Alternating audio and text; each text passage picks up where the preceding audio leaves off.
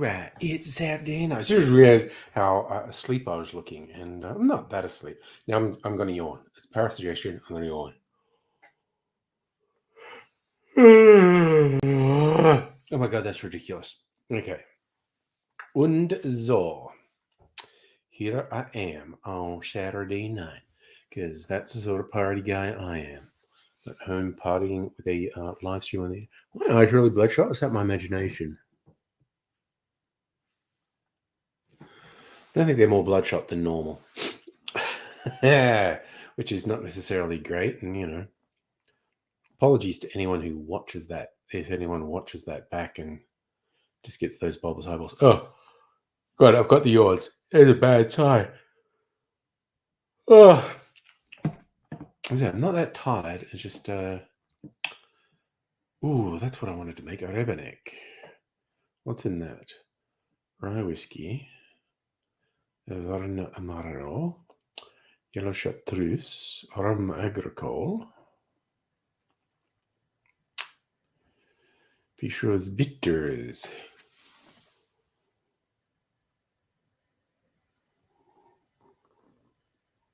Oh.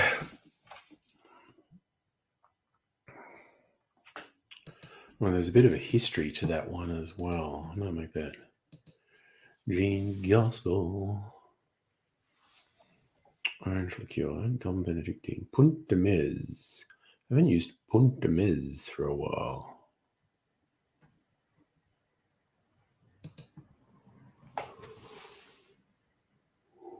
Oh.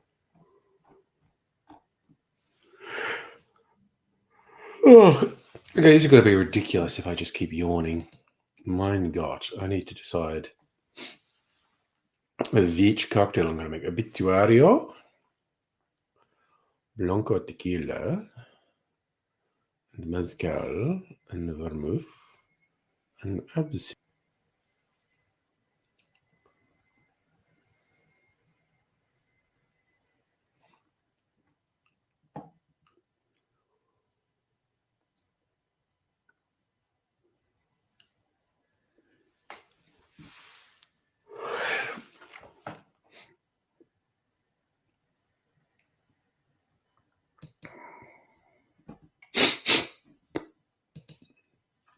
Oh my God. Sorry, I'm all over the place.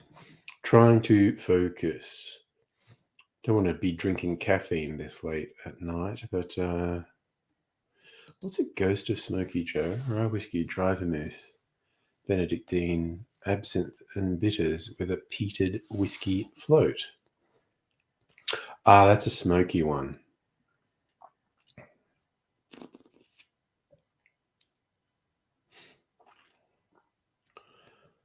That is something I haven't done for a little while. I also haven't really been doing. Have I got any sour cocktails on this list? I haven't been doing sour cocktails. It's in a Golden Glove. Rum, triple sec, sugar syrup, and lemon juice.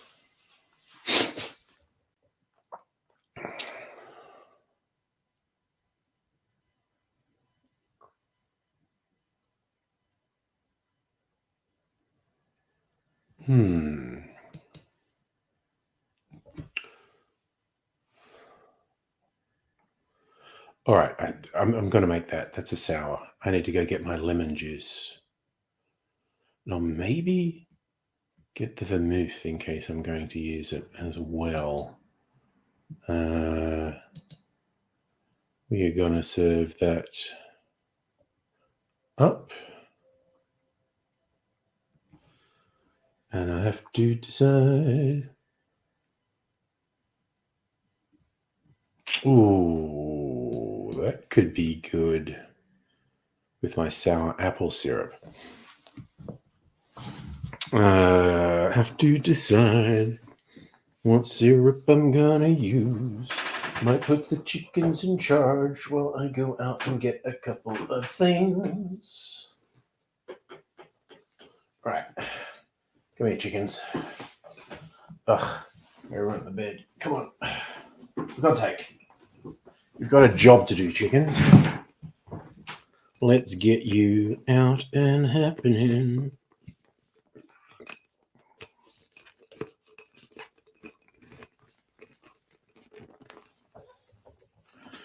Do.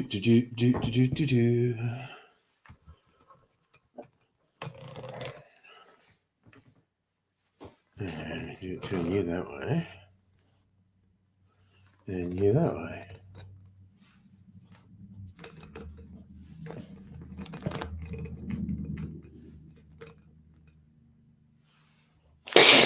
They look ridiculous. Okay, I should put the banner up. Chicken's in charge. Okay, I have got to get a couple of things from my refrigerator. Sugar's coming out of solution in the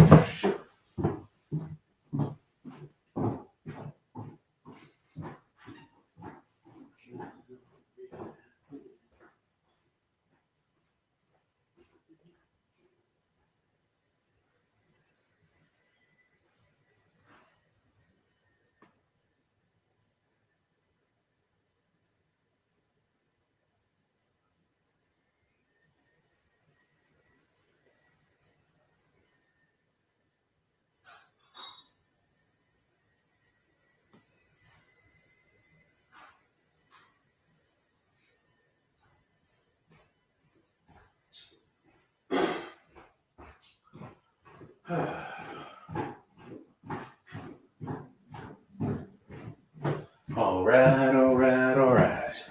Let's get this party started. Lemon juice, sugar syrup, vermouth for liter, maybe. Now, Jamaican rum. I'm gonna go Smith and Cross. And gin, I think.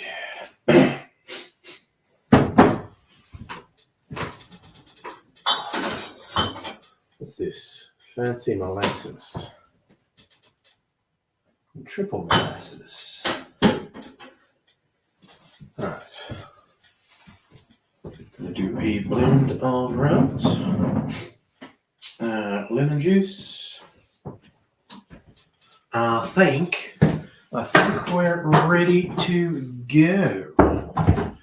Alright, how's things with you, chickens? We all good?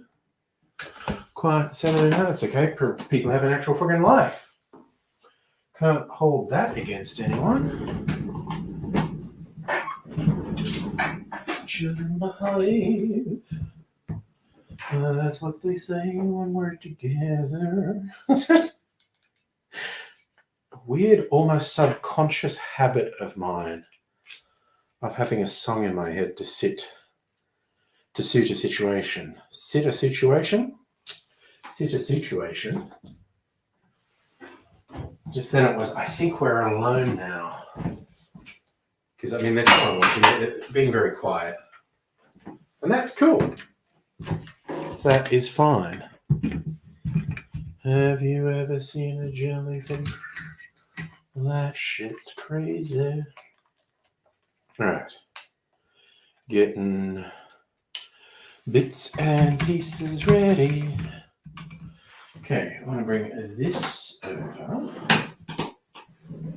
Do a close-up on making of.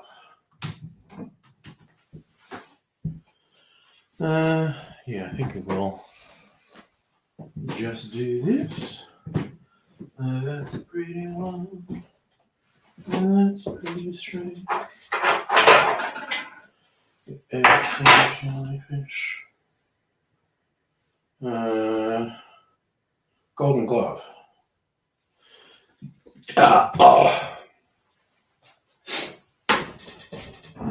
All right.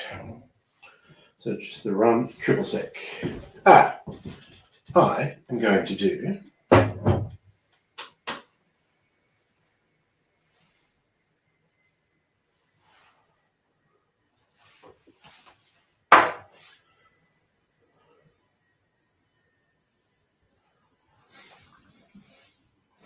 okay.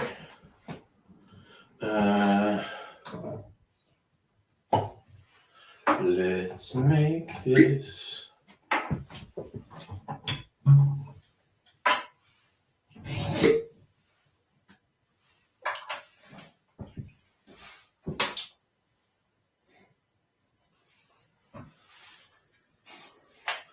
All right.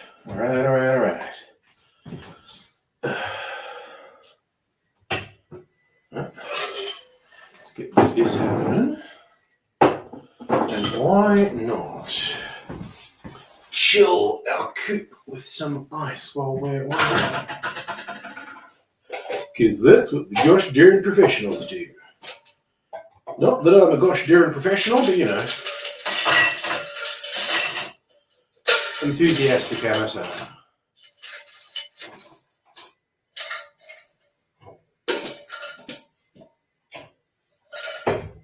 All right. I think we're ready.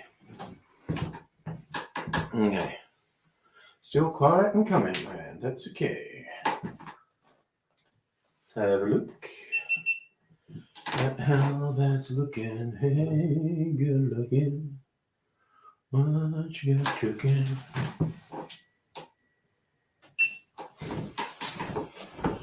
Okay.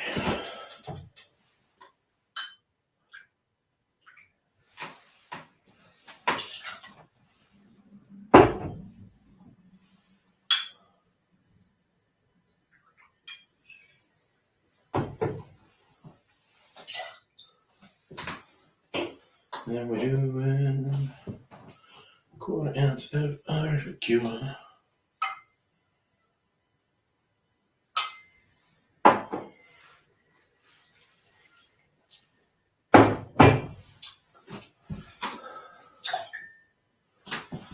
And 1 spoon of sugar syrup.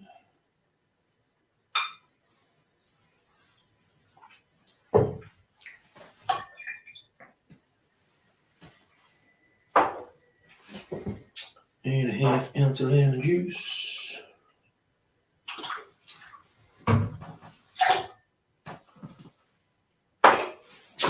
Okay, that's that.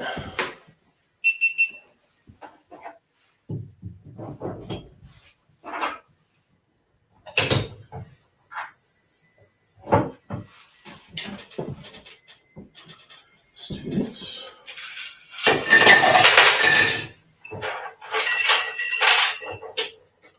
Gosh darn it. Oh, there you go. Chat came alive while I was doing this. That's okay. Okay. Gotta sit that there because I'm gonna shake this. Yeah, Strictly Sega, hello, and Dr. Jones on Twitch. I mean, Pink Floyd, us and them. Nice. I've got that album on vinyl. Is it Atom Heart, Mother? One with a cow on the cover? In my vinyl collection.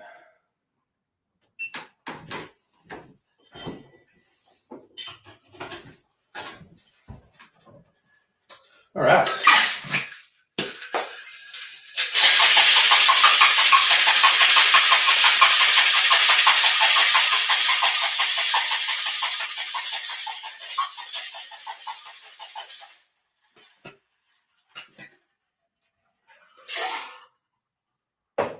Looks dirty.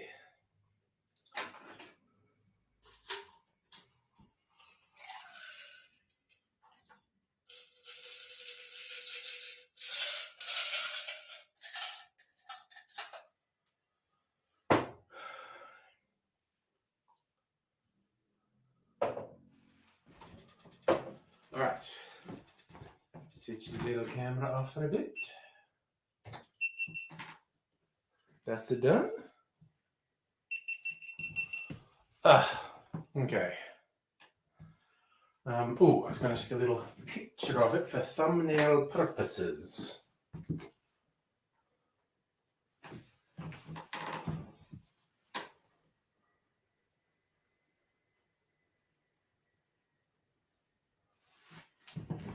Okay.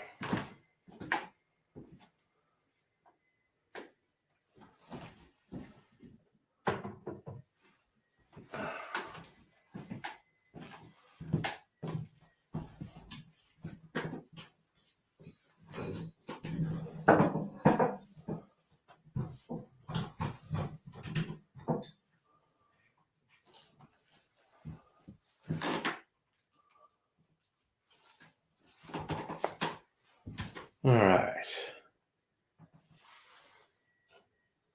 Oh yeah, no, I think this is going to be good. I really love a daiquiri, and this is a riff on a daiquiri.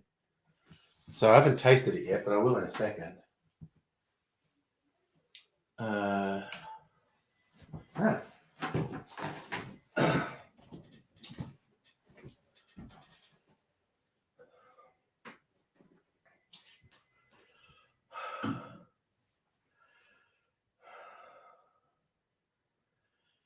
G'day, cocktail lovers. One of my favorite easy drinks is a daiquiri, and it's also a great way to try out a new rum if you get one.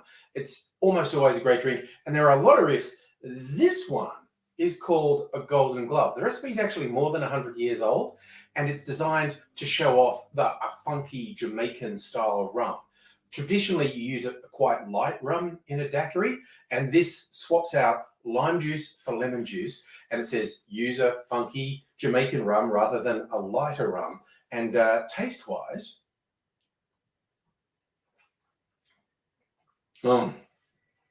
this has the great elements of a daiquiri, and just with this underlying funk that brings something to it. I feel like daiquiri is such a summer drink, but bringing in these funky flavors is some of the flavors that are more associated with colder months. So I think you could convince yourself that this is season specific, no matter where you are in the world, no matter what the time of the year.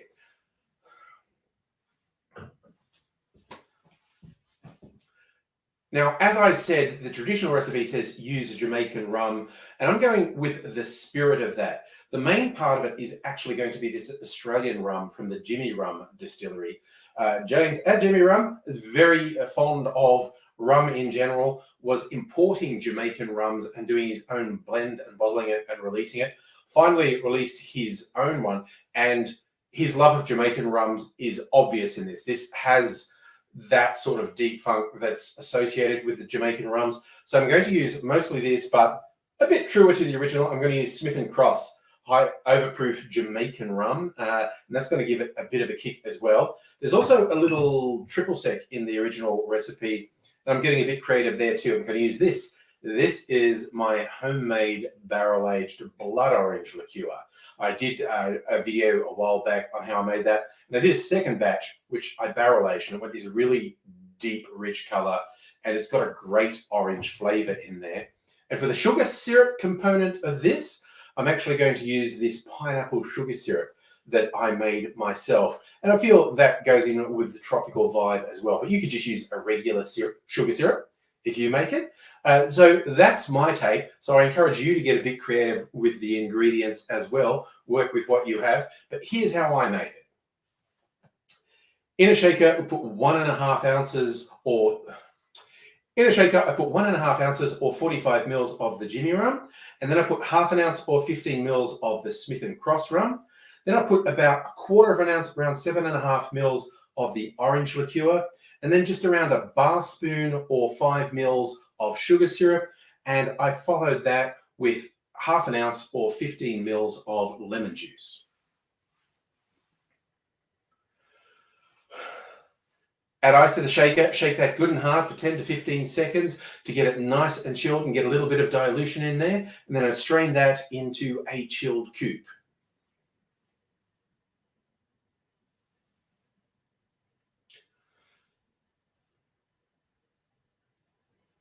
The orange liqueur and sugar syrup elements in this recipe were a bit sparse. If you like a sweeter drink, don't be shy about adding an extra 5 or even 10 mils of one of the two in there to make it a bit sweeter. But if you like something a bit funky with a sharp edge, I think you'll enjoy this. Give it a go.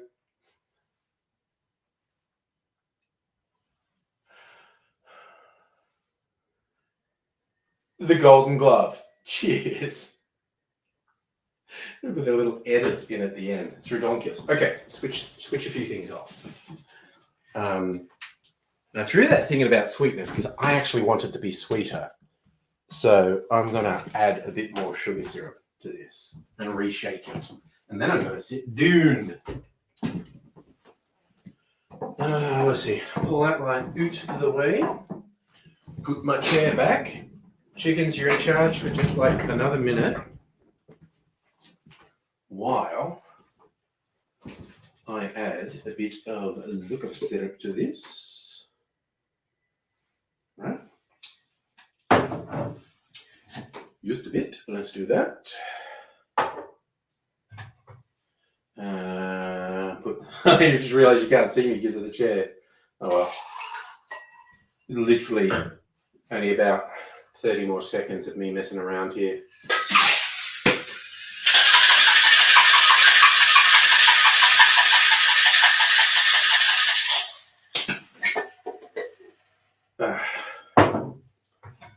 All right. Done that. Oh yes. That's some funky stuff. Oh my god, that's the funky shit. Okay, I'm going to sit down with my funky daiquiri variation. All right, chair and chickens being in the way.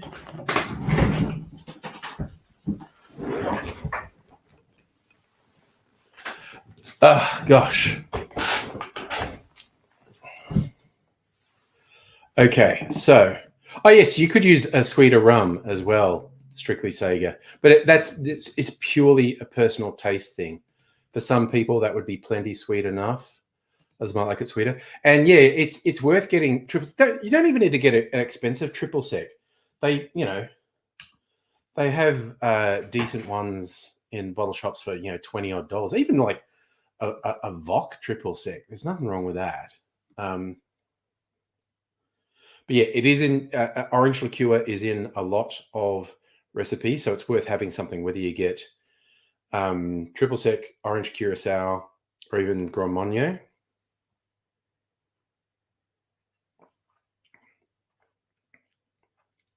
Yeah, okay, that little for my palate, that's still not overly sweet. That's good. But yeah, just the easiest is a triple sec, and in almost any bottle shop, unless it's a really small one, is going to have a triple sec of some description. And you should get one. It's worth having. Yeah. God, honestly, this kind of looks like dirty dishwater to me. That is not the most appealing coloured cocktail I've ever seen. Oh, yum. It's a pretty fucking good... Oh, and while you could definitely make this with a sweeter rum, that sort of earthiness from the funky rums is good.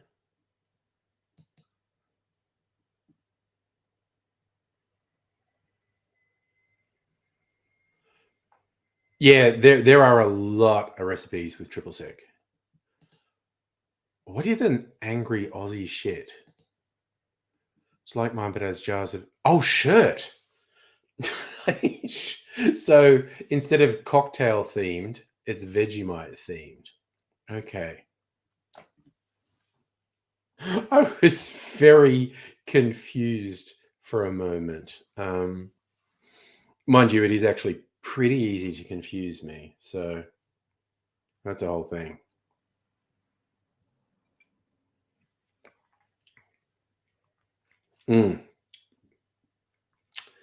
Yep, that's not bad at all. Oof, and I think my homemade orange liqueur is higher proof than most of the ones you get in the shops because I used a really high proof spirit as the base for it. Put a blood orange peel in this Polish rectified spirit, 95% alcohol, to leach the color and flavor out of the peel. And then I mixed it with syrup and vodka, and I think some water. But there was being a liqueur, there's a fair bit of syrup in it. But yes,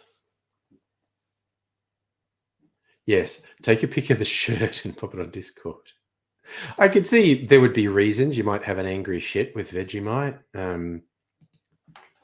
There's various complications I could imagine there, so that's a potential thing.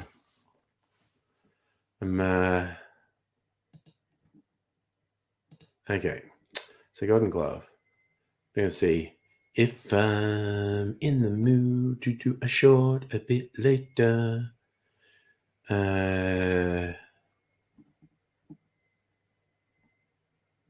All these ones I had marked for shorts. Calvados. Sweet vermouth and dry vermouth.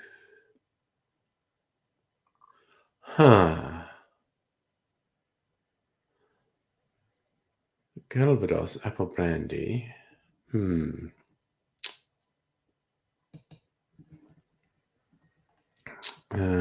Angel face. Gin and apple brandy. And apricot. Why so many of them got apricot liqueur?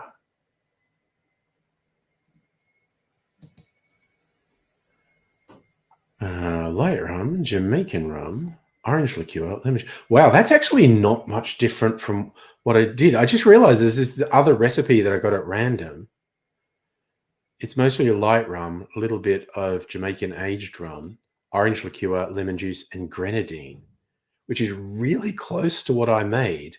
Use sugar syrup instead of grenadine. That's actually a little bit trippy. How close that was. Now the cherry bomb's a tequila one with cherry liqueur, which honestly sounds good to me.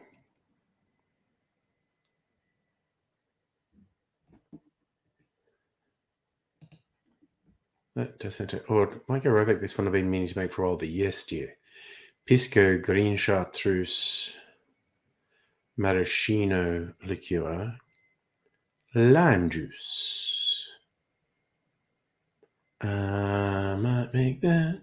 I feel like I haven't made anything with Pisco for a while. I also haven't been doing many sours, and that's another sour. Oh, okay, so your shirt's on Discord. Let me see. Got to have the Discord open to see what's happening. Do.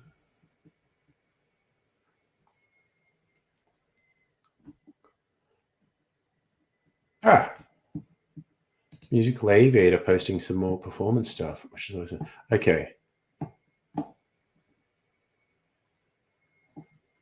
Okay, let's have a look. The Vegemite shirt. Gonna share that Vegemite shirt.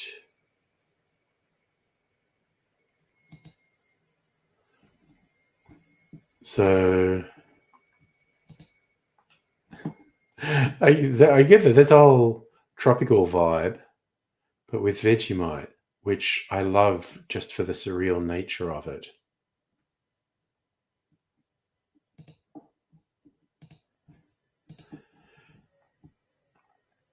And hey, Chris, I guess daylight saving changed for both of us. And so that probably makes it 2-hour time difference. Oh no, you did too much today. Legs feel like they're on fire. That's not good.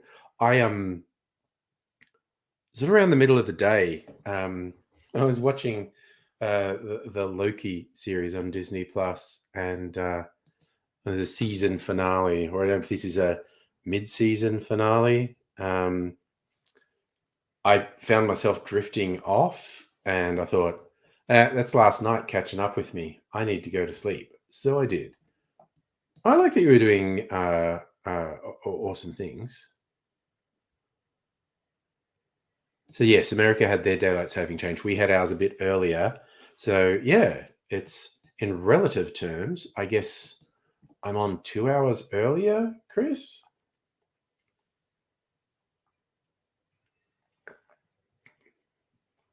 Mm. Oof.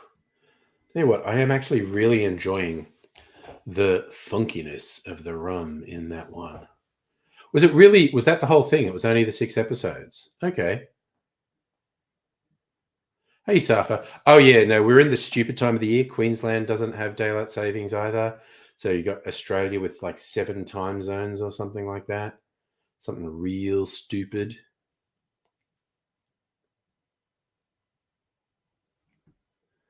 You're worried about, is it all about the VCR clocks? That's fair.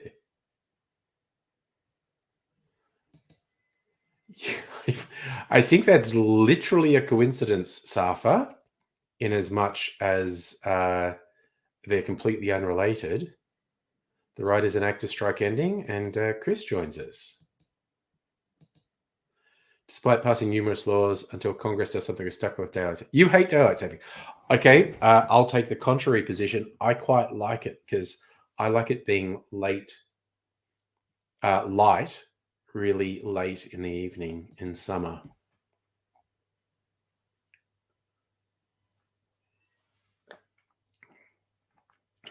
Mm. But, nothing suits everyone. And yes, strictly saying, the writer's strike did end a few weeks ago. Beautiful moment for Labour in that both the writers and actors got pretty much exactly what they wanted.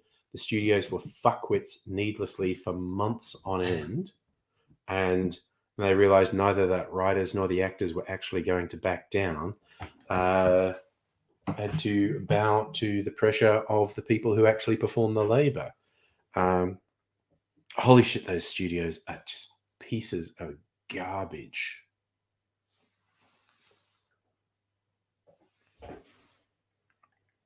Oh god.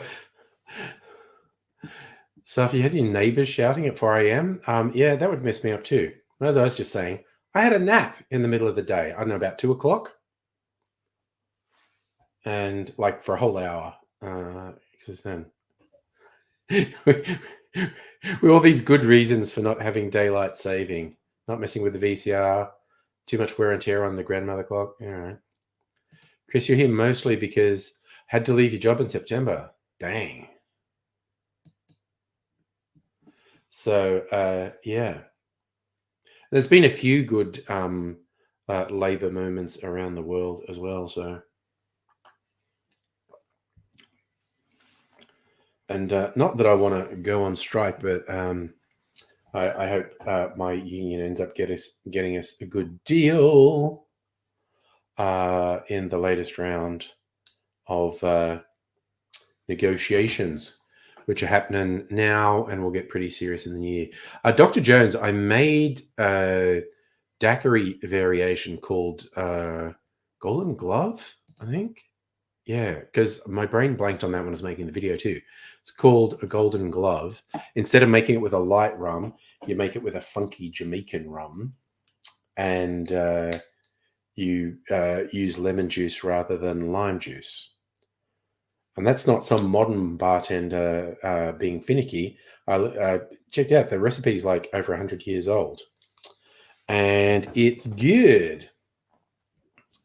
I like the daiquiri with the funkier rum in it. Should say you went to the tip, had some paint tins. Oh no, leaking paint. God damn it. Safa. I think the closest to superannuation in the States is the thing they call their 401k plans. Ooh, what the heck? Oh, wearing a favorite shirt. Oh no. And it got white paint on it. God damn it. So because you actually moved for the work. Couldn't pay rent, had to come back to Portland. Oh, okay. Stable housing. Well, that's pretty friggin' good. Yeah. Good advice, Chris. Don't move for work unless they pay you a load of money. Yep. Darn good advice, my friend.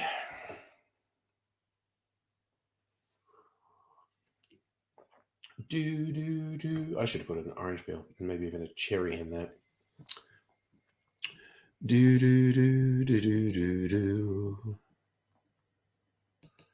All right. So, am I paralyzed by choice? Oh, I'm going to look up what was the recommended serve.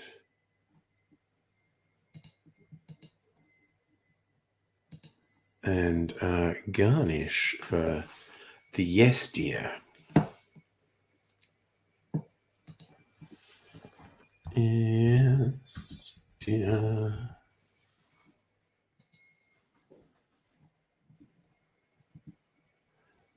Luxardo cherry on a skewer. Nice. Okay, I'm making that just to have a Luxardo cherry on a skewer. Easy peasy.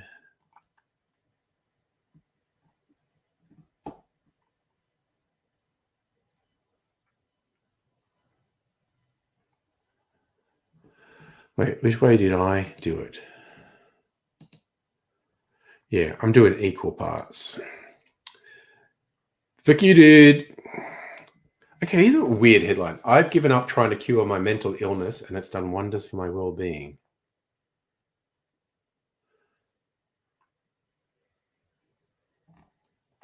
Okay, what's this person saying?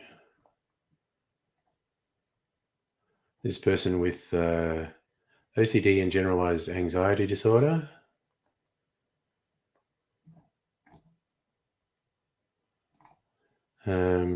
At best, I'm a highly functioning depressive. At worst, I'm paralyzed by inner fears, repetitive thoughts, and obsessions. I was aware of the concept of radical honesty from working in media. Felt it would be a great idea for mental health. Wasn't surprised to find radical acceptance already existed, so I thought I'd try it. As a practice, it means letting go of judgment, wishing things were different, and need to control things that you cannot do anything about. That seems like mental health challenges could make that very difficult to do. Last part particularly resonated with me. Sounds very woo. I understand why people wouldn't like the concept because we live in a world where we're told if we believe and work hard enough, our circumstances will change. Letting go of the idea of being mentally well has helped me irrevocably. I don't think that's the right word. Anyway, it's being weird judging. Takes practice to stop obsessing over things. But perfection is a lie. If I have an anxiety attack, I just accept it. By not judging or scolding myself, try to be neutral instead of making about my emotional failings. This is a better alternative than letting it derail my entire week with self-blame and disappointment. Years ago, I bought into the idea I could jump out of bed every morning and live life with a clean mind, like something out of an advert. I was forever hoping that negative emotions wouldn't be part of my life. As a child, I was told, just be happy, as if it was a magic button I could press, and I believe it.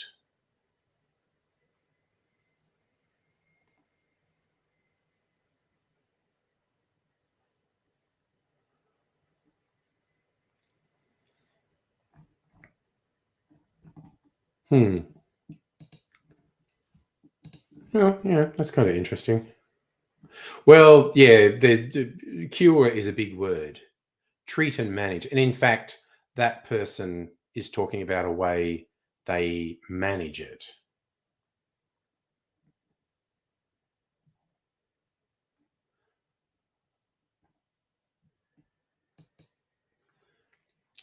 Yeah, naked and famous, then a pre-decay. Nice. Oh, that sounds nice. Oh, sorry, I missed a whole bunch of chat while I was reading that. Only one good reason for daylight saving. It's the actual reason it was adopted. Roads were starting to get packed with cars. Accident rate was increasing at night.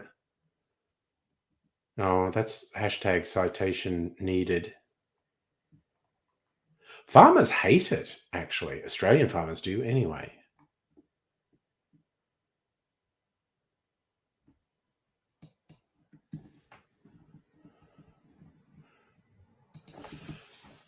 Why does daylight savings exist? Okay. Not saying Wikipedia is always right, but anyway. Idea of aligning waking hours to daylight to conserve candles. Okay. This is an argument that was about conserving candles, proposed by Benjamin Franklin. In a satirical letter to the editor, Franklin suggested waking up early in summer would economise in candle usage, calculated considerable savings. 1895, New Zealand entomologist astronomer George Hudson proposed the idea of changing clocks by 2 hours every soon. Okay. A rationale. Industrial societies usually follow clock-based schedule. Don't change through the course of the year.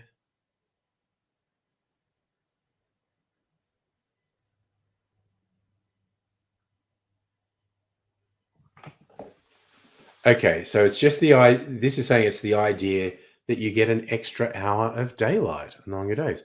Proponents of daylight saving argue that most people with greater increase in daylight after the typical 9 to 5 workday argue that it decreases energy consumption by reducing the need for lighting and heating.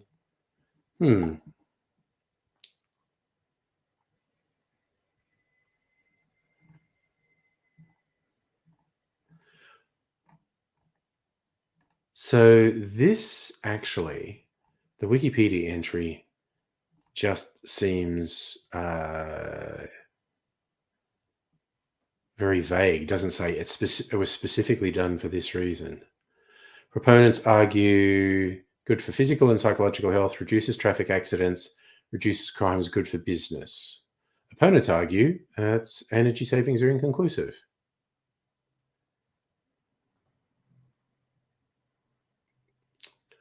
A meta-analysis of 44 studies found daylight saving time leads to electricity savings of 0.3%.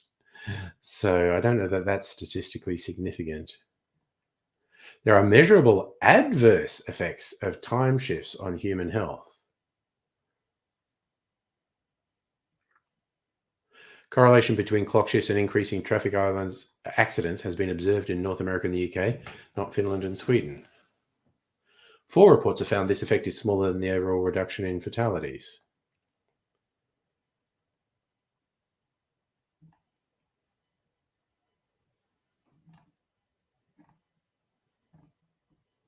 Okay, that all sounds really vague and whatnot.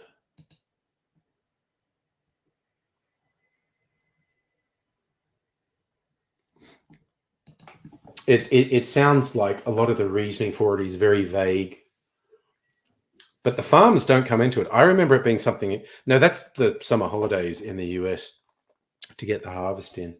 Who knows? We do shit and we forget why we do shit. Okay, so I think I'm going to make this Yes Dear cocktail. Another sour cocktail. I haven't made sour cocktails in a while. So I need to go and get the lime juice from the refrigerator. And I maybe put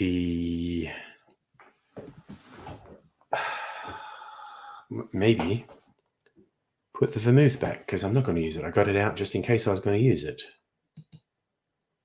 But not so much. Okay. So I need to take these 2 back. Hang on un secundo as I check something for the 10th time. Okay, I'm going to take the sugar syrup back too. And then I might take this and just get a bit of ice, and I might make it. I didn't. Okay, I got my big glass with the ice, and I didn't bring the soda water to go in it. So that's it. Anyway, all right. Actually, you know what? I might put the chickens in charge because I'm going to go get this stuff. Then I am going to make a video. So let's get the chickens in charge. Just me announcing myself to the world. Here we go. Alrighty. Good on you, chickens. Right, shooting a video. All right. Und so. Nope, that's not what I wanted. I wanted this, and this, and this. And this. Okay. Ooh, let me drop that. That could have been a mess. All right, I'll be back really quickly.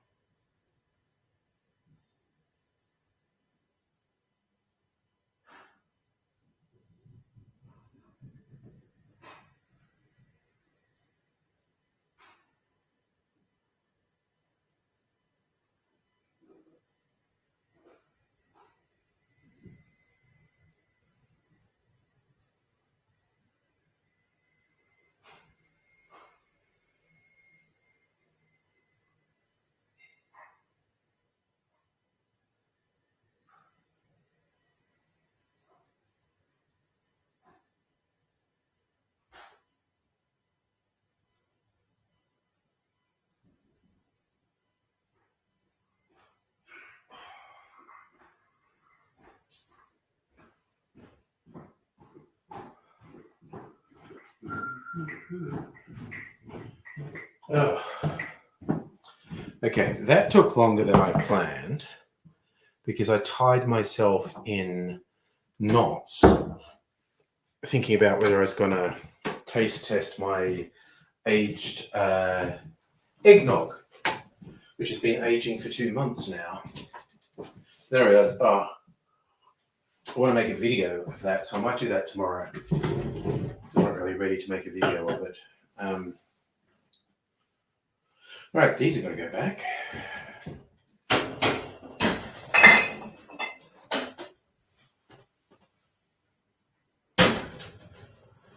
Okay, let's go back over here.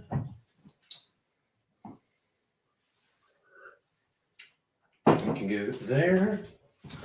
I want maraschino liqueur.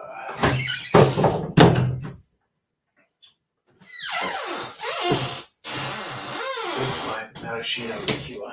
There it is. This is my Croatian maraschino. Beautiful 70s bottle. Okay, so Pisco is down here, I think. Yes.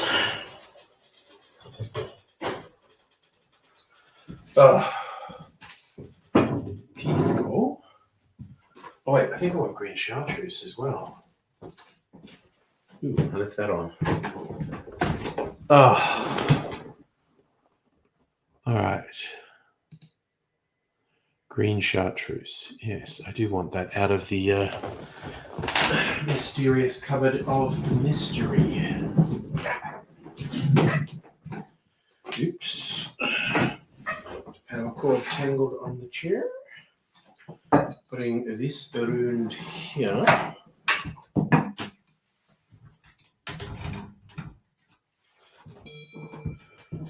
And why does my accountant text me so late at night? Holy shit.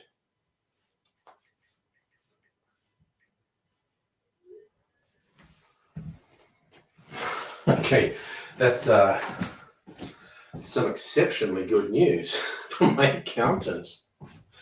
All right, that's why I have to get green chartreuse. Green chartreuse.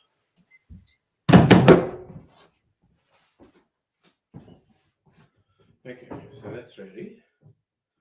And I'm gonna do 3/4 of an ounce of each.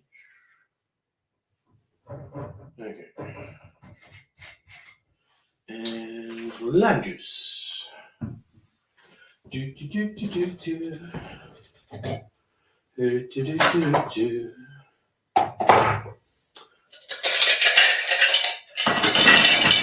Put some ice in my coop to chill it. Ah.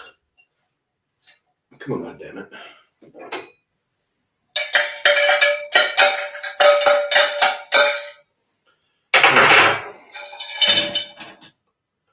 All right.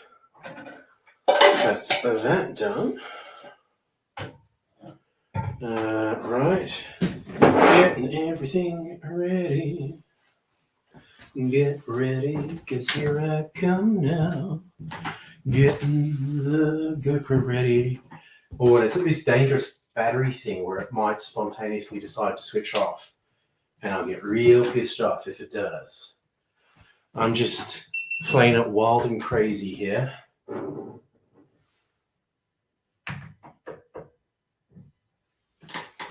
All right, let's fucking go. Shit. I need to put this here. Okay. All right. Pisco.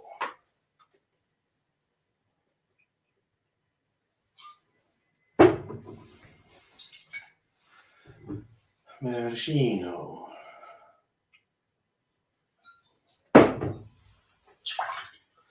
Grün chartreuse.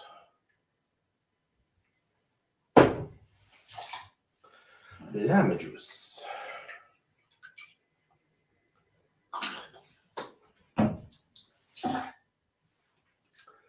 All right.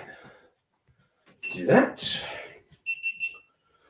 Now we'll put this ice in. Put this glass here. Drop some ice on the floor. That's a slipping hazard. Okay.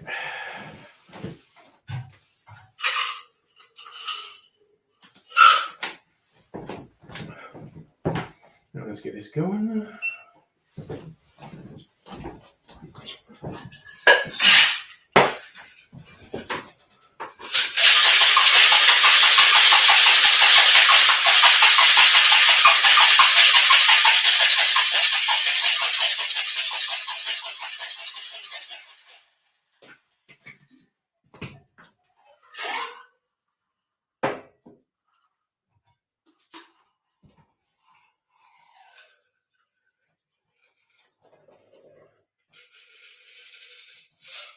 Oops, and I did not get my cherry ready.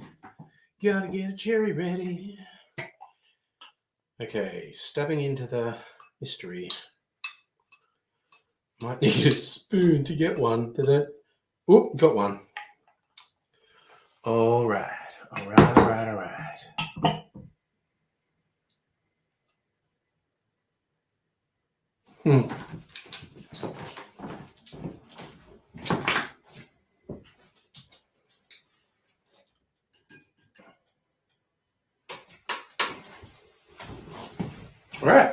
Did not run out of battery on the GoPro.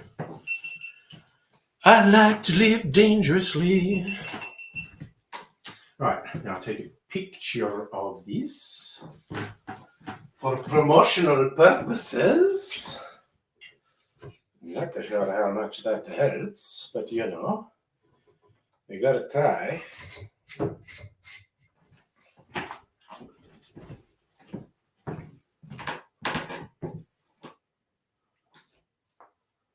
Okay.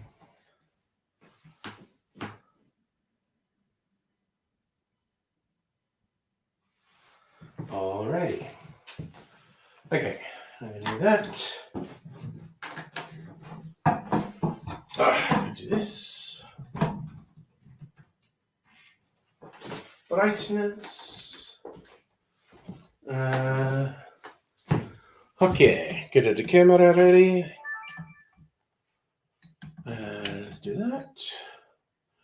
That looks right.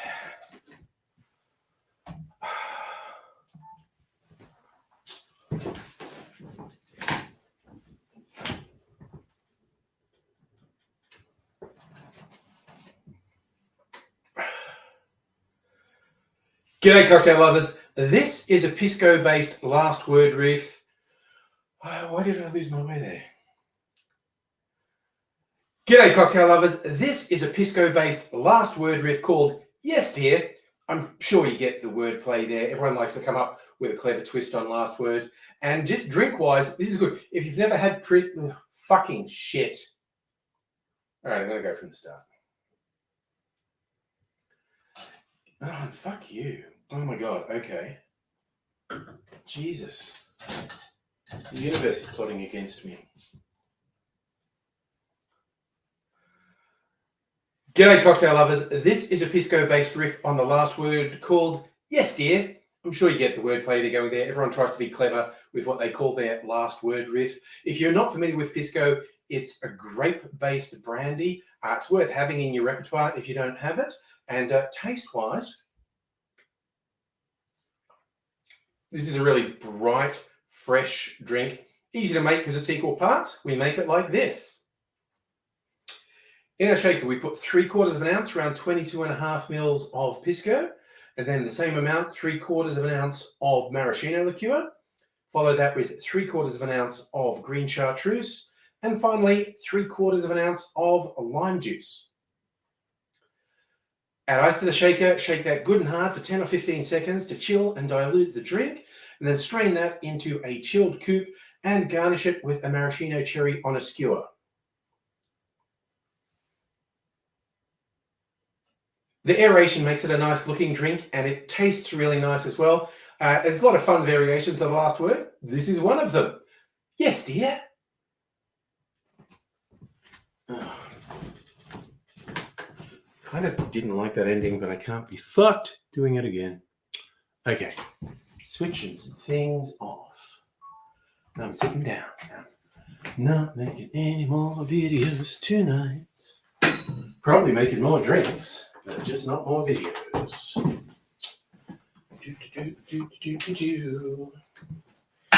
You bet your life it is.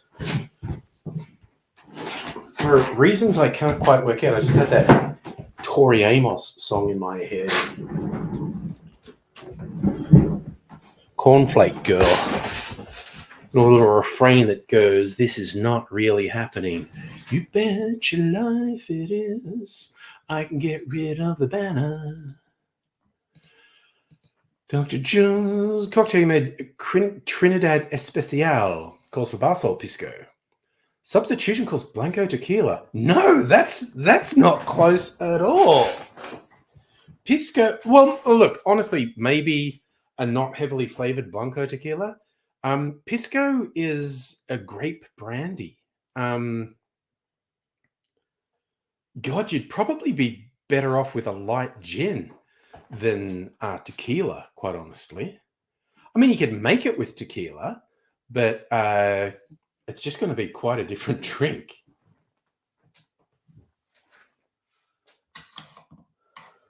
I like tequila in cocktails.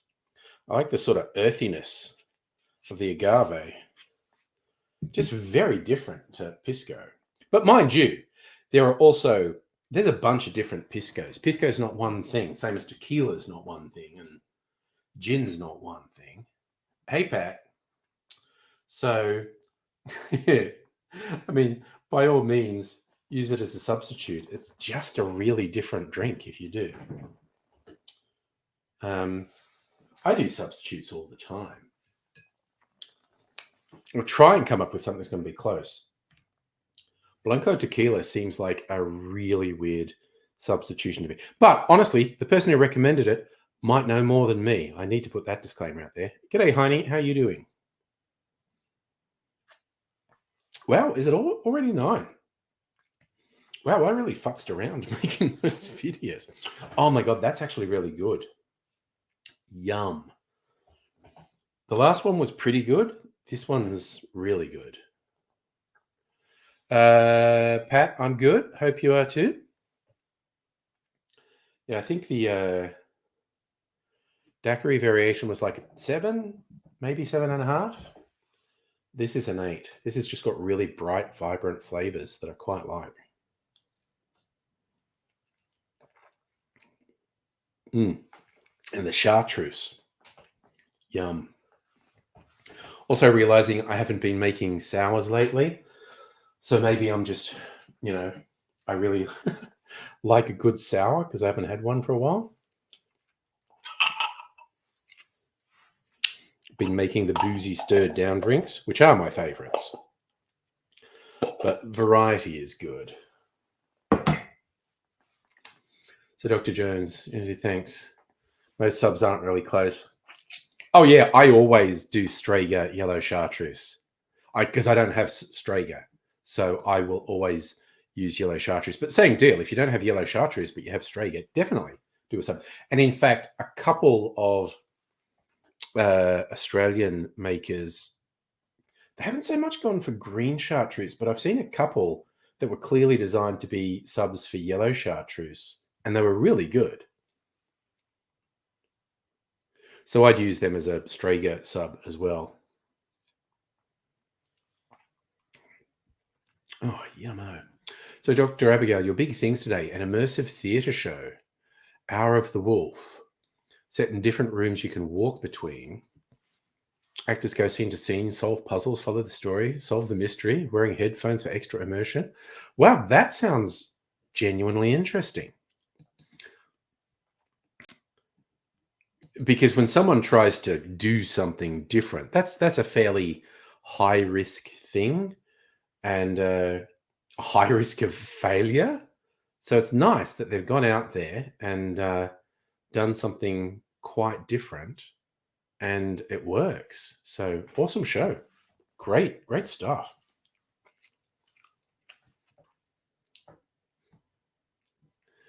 Hour of the Wolf at the Malthouse Theatre.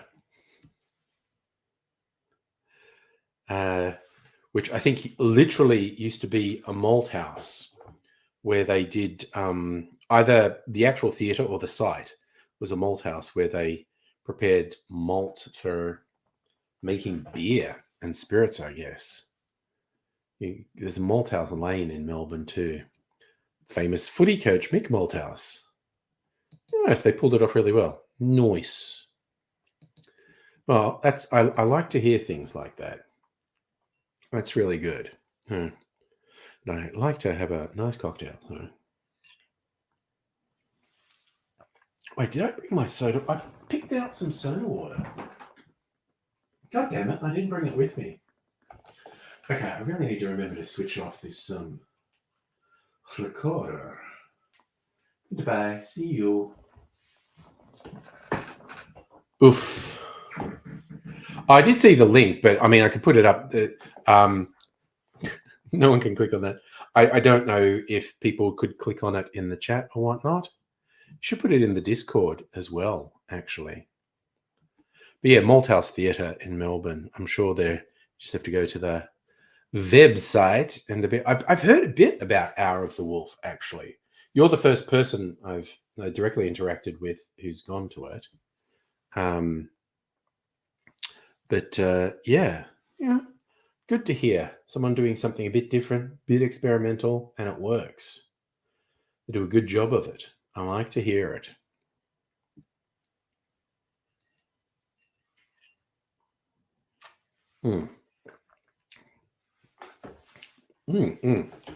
No, I'm very much enjoying that little cocktail.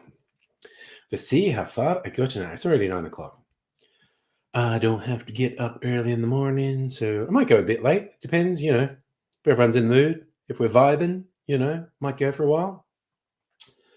I might get tired. God, it's weird. I had the yawns at the start, and that went away, thankfully. Probably because I got focused on doing the videos. So I might go a little bit late, maybe a lot late. So we're going Malthouse Theatre, Hour of the Wolf. The Merlin Theatre. Okay, yes, the Malthouse Theatre is the company, yes. And it's in the thing.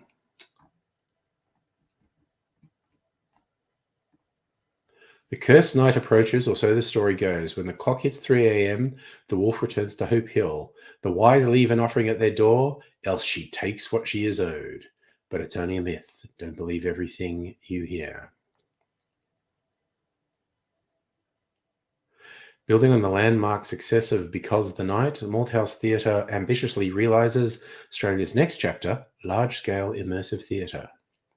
Hour of the Wolf introduces you to Hope Hill, a town that's yours to freely explore on the longest night of the year.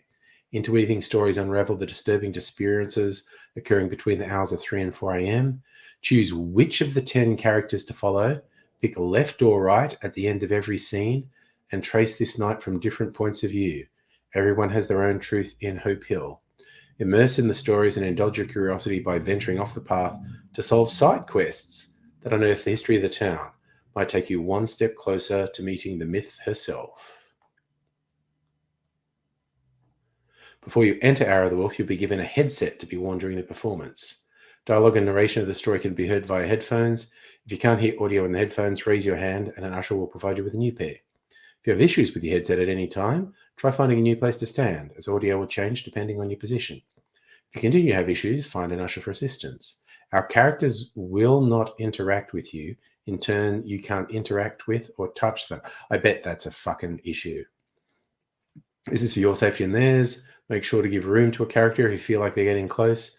Please be aware of other audience members in the same space as you. No use of phones during the performance, including photography and video. You will not need your phone to experience the show. Speaking's not permitted as a courtesy to others. Food and drinks not allowed. You don't need to rush from scene to scene, as there'll be ample opportunity to encounter all the characters and their stories. For the more curious of you, the rooms that do not have performance in them still have stories to tell. If you feel the urge to find those stories, we encourage you to follow the lesser beaten path. So obviously, you could go and see this 10 times and have 10 really different experiences.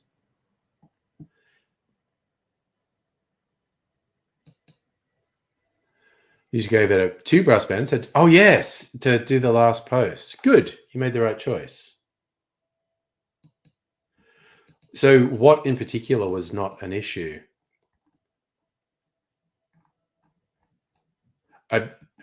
See.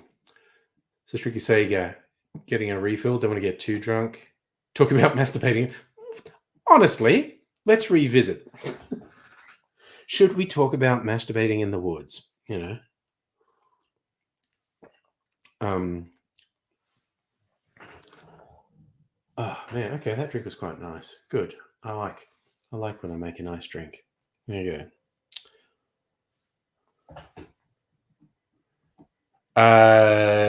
There's the interacting with the actors. When I say I bet that's a fucking issue, I don't mean that will be an issue all the time, every performance. I'm just thinking of people and people being fuckwits. I bet that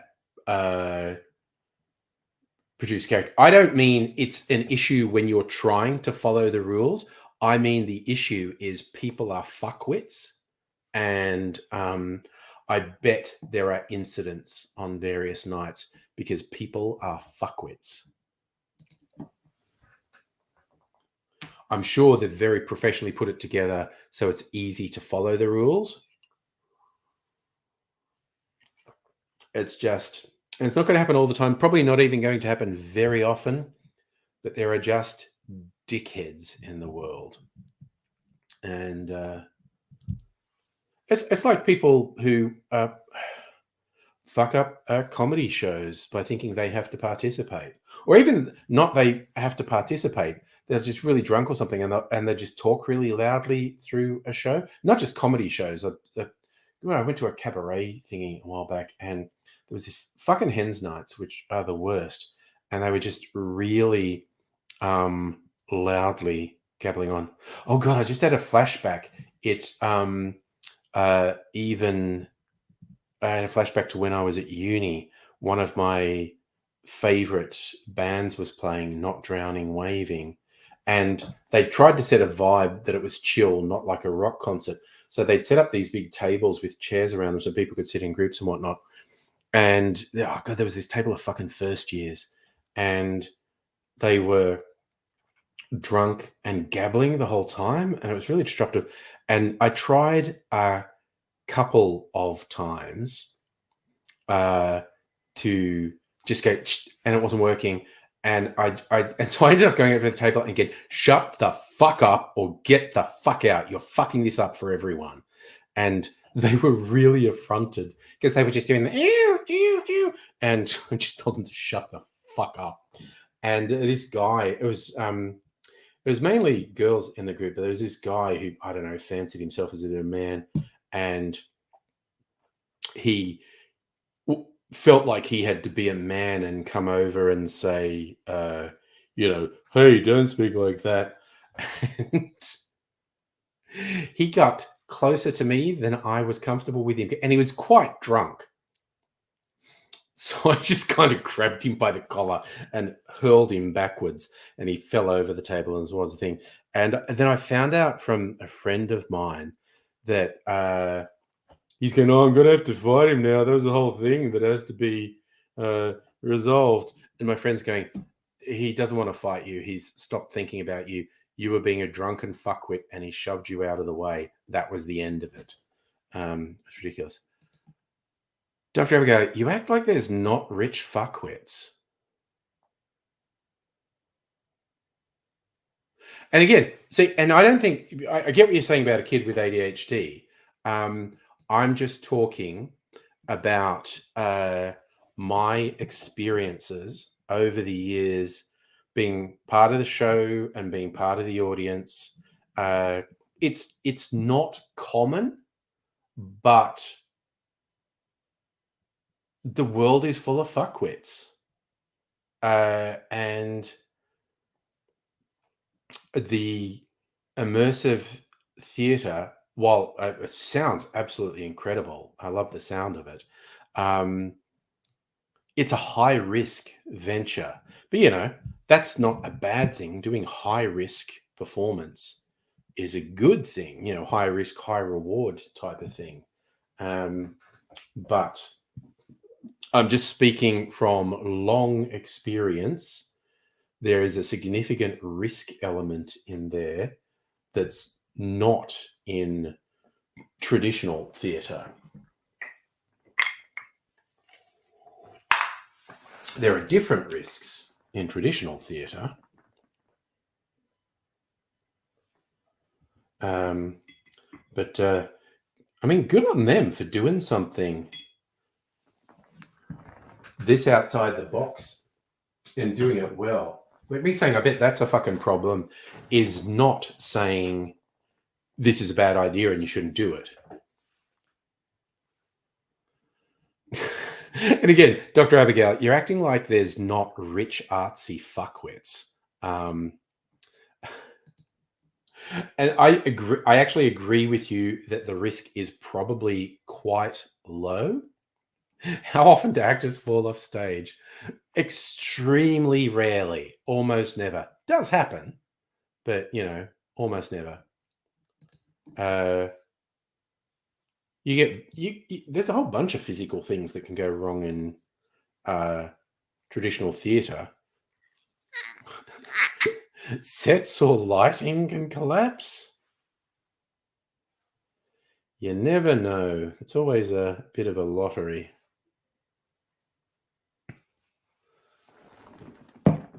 And yes, Ricky Sager, this has also been my experience, you get some people more fuck with. But yeah, I think the big risk in a thing like that is someone who's been drinking, and groups are a risk. Oh yeah, me instantly going cynical should be a bingo square because that's my default modus operandi. Yeah, but again, talk to anyone who's been in comedy, and there's the two detractors of shows. Uh, one is hecklers, people who are deliberately trying to heckle, and the other is just people who are fucking ignorant, often drunk, and yes, groups. Whether it's like someone's birthday or it's a hen's night, Bucks night. It's just like the fucking worst. Ah, that is interesting. And I bet that actually really helps not being disruptive by weirdos in the audience. That's a really good point, Dr. Abigail.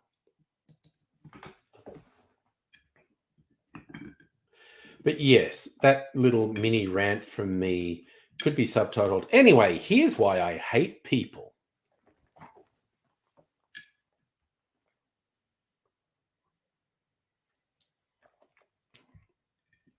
Oh, that's so fucking yummy.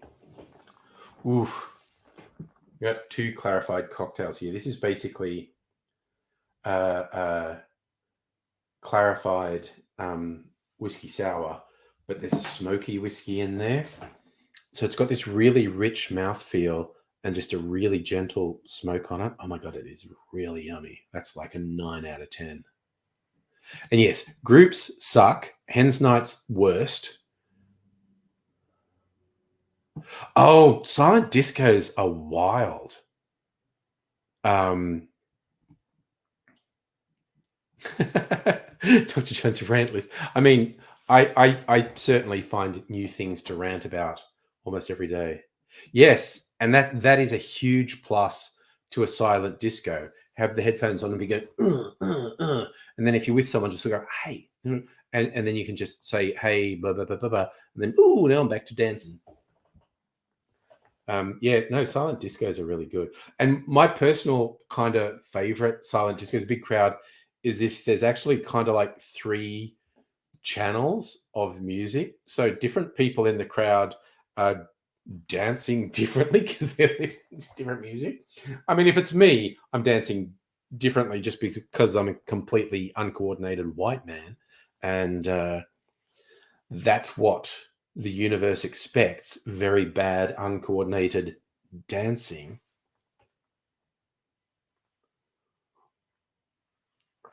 But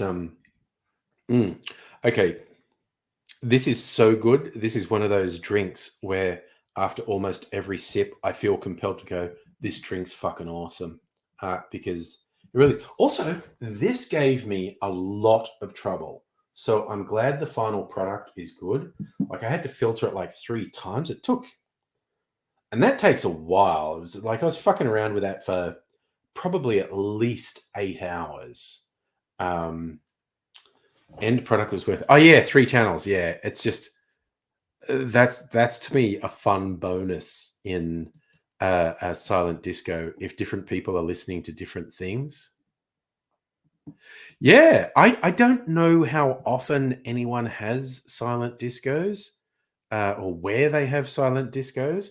I certainly haven't been to one in a while, but they are fun, I find. Because it's the whole thing. It's like if you want the music and the groove, you have the headphones on. But if you need to chill and not have the sensory overload, you just take the headphones off. It's great. I see. There you go. Strictly saying a pinch of autism. Silent disco is pretty good. Just being able to control what's happening is pretty good. Oh, there you go. Hot tip from Heine. Queen Vic markets, night markets used to do them. Might still be there. I mean, I'm sure we can do it. Okay, I'm just going to search silent disco Melbourne. There you go. There's actually melbournesilentdisco.com.au. Oh, that's a higher thing. Okay.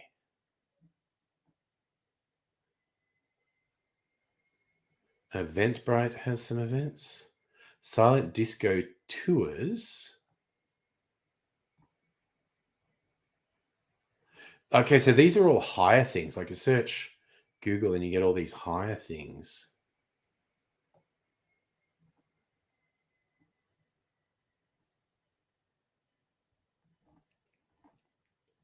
Okay, so that's not really what I wanted. I wanted actually events. So wait, where was the Eventbrite thing? That was actually events.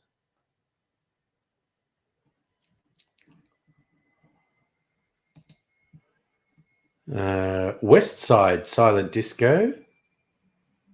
Ah, it's at Kindred in Footscray. Kindred's a fun venue. So Kindred do silent discos on Friday nights. QRSL, that's not a silent disco though. That's a disco. A blue light disco at Sunbury. That's going to be bogan as fuck. So I almost want to go there just to experience the boganity of it. A blue light disco at Sunbury. Oh my God. There's literally only one silent disco came up on this thing. But here you go, at Kindred Studios in Footscray, where I had an office for a while. Missed comment about Bucks Night? I probably have.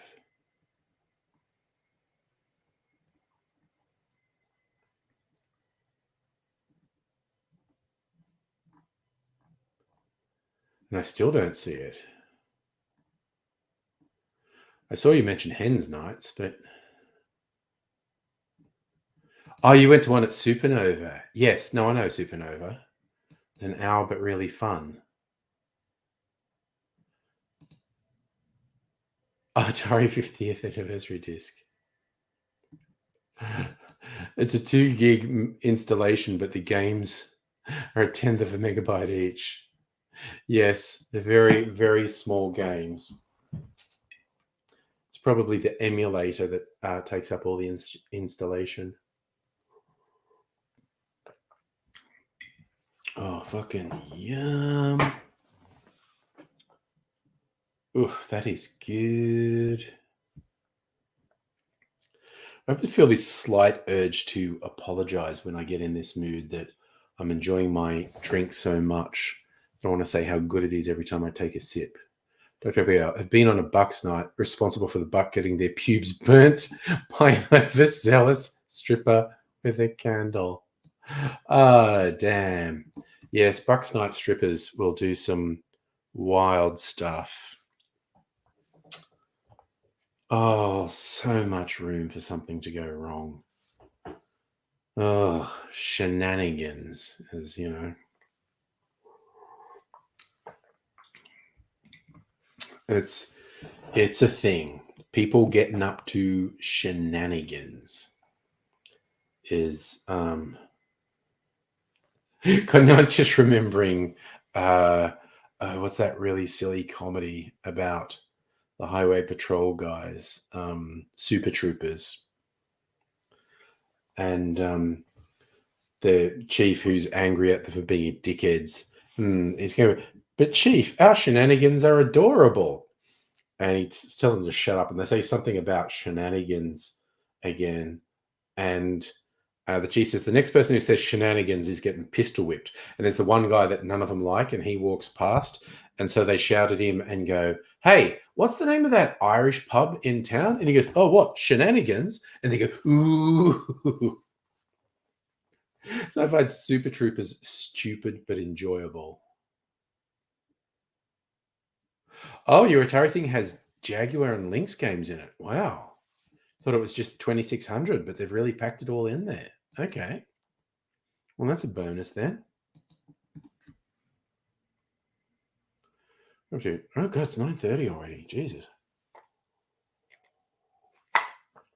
All right, I should duck out really quickly and get a soda water because I thought I friggin' did that, but I'm so easily distracted. I went out and do a couple things and forgot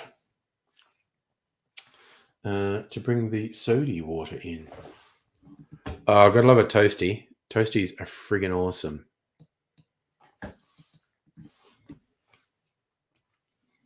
Everyone should be here tomorrow night. I'm gonna do a taste test of my aged eggnog, which has now hit the 2-month mark. And you should tune in just to see if I get violently ill. I shouldn't, because the alcohol content, which is reasonably high, should be killing anything. But it's like eggs and cream and sugar and booze. And everyone assures me the egg and cream is kept safe by the alcohol content. So I'm going to taste test it tomorrow night. It's at the 2-month mark. And the final goal is I'm going to, half of it's in a bottle and half of it's in one of my little barrels. And I'm going to decant the barrel and just seriously start drinking eggnog in the first or second week of December. And they'll be like 3 months aged at that point. And if it works and if it's yummy, I am absolutely going to do a 12-month aged eggnog. I'm going to make an eggnog after Christmas and then just keep it at the back of the fridge for a year and see what it's like next Christmas. Because I do fucking like eggnog. It's very unhealthy. Eggs and cream and booze. Eggs and cream and sugar and booze. Very unhealthy. But I do like it. So if the 3-month aged eggnog is good, the next goal will be to have a 12-month aged eggnog. Although I'm going to open it before Christmas, like December, so it'll probably be like an 11-month aged eggnog. Because who's going to stop me? As much as I love quoting the Homer Simpson thing about getting eggnog from the supermarket, like, Marge, we only get 30 sweet eggnoggy days until the government takes it away from us. And that is true about supermarket eggnog, which I don't hate. I remember just getting a carton of eggnog from the supermarket and just adding brandy or rum to it, and it's fucking yummy. But because it's relatively easy to make yourself, it's a little bit of messing about, but it's relatively easy.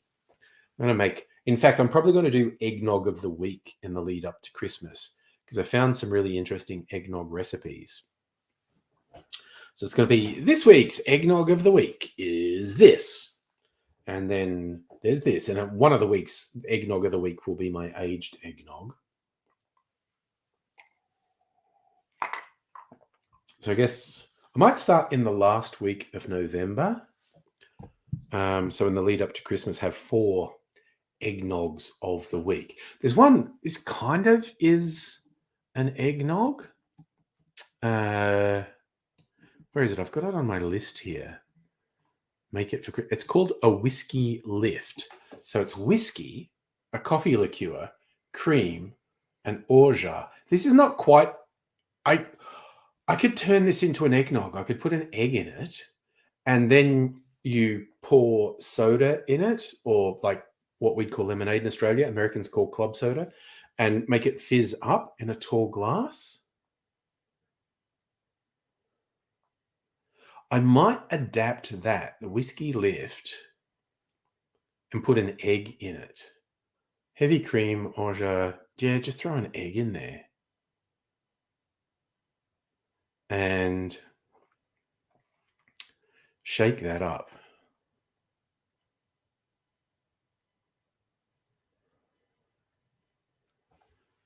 Yeah, I saw that recipe and I thought, save that. That's like a Christmas drink.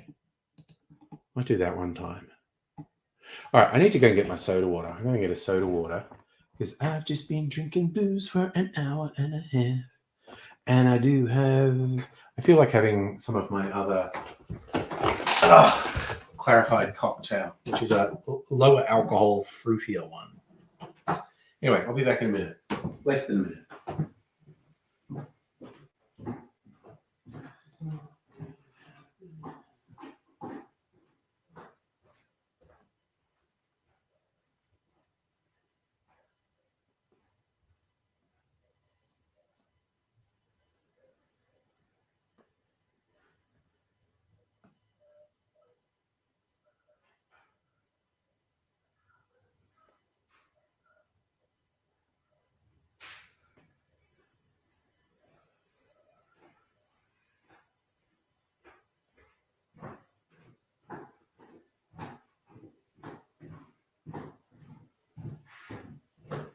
All right. Got my blood orange and sage soda water, which is very nice, which they stopped making, so when I get through the bottles I've got, it's just gone. Oh, that was wrong. I put it in the wrong glass. Oh well.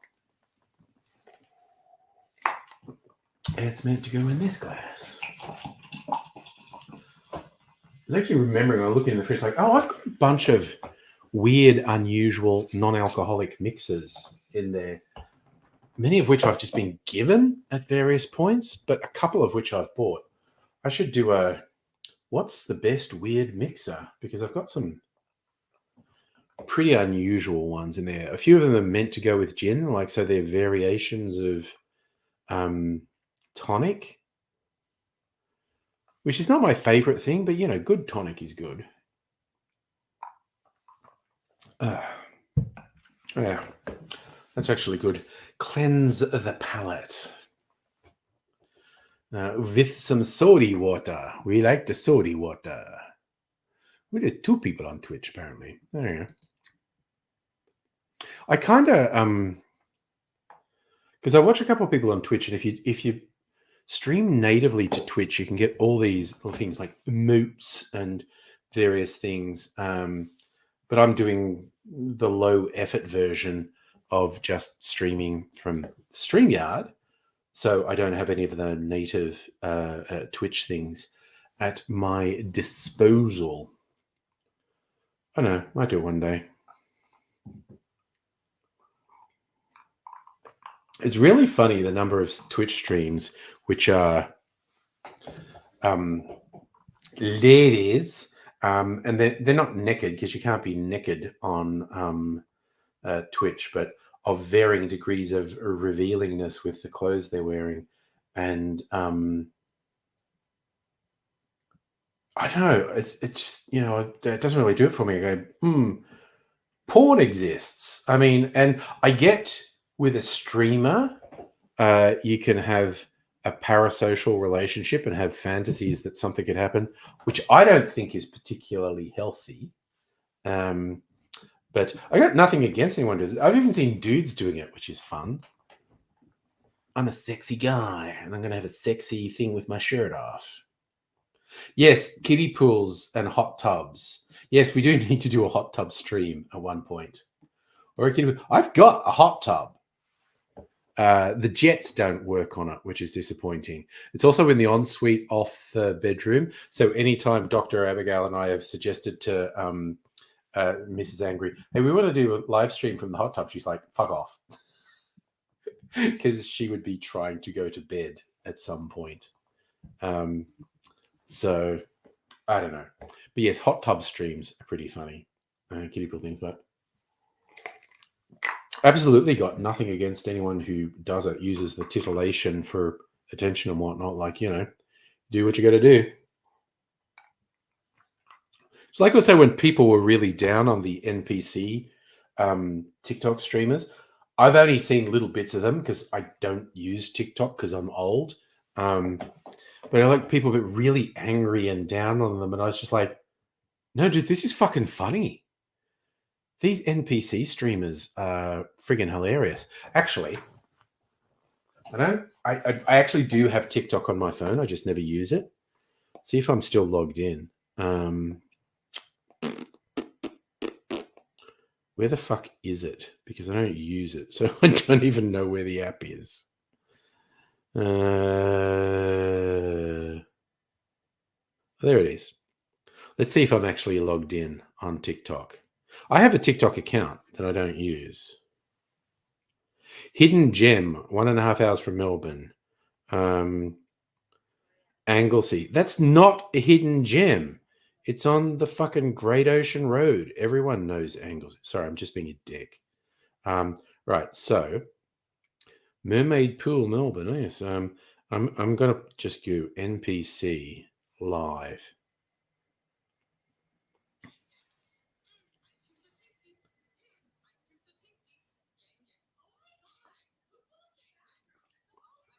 Oh, this is a recorded one. Someone's being silly.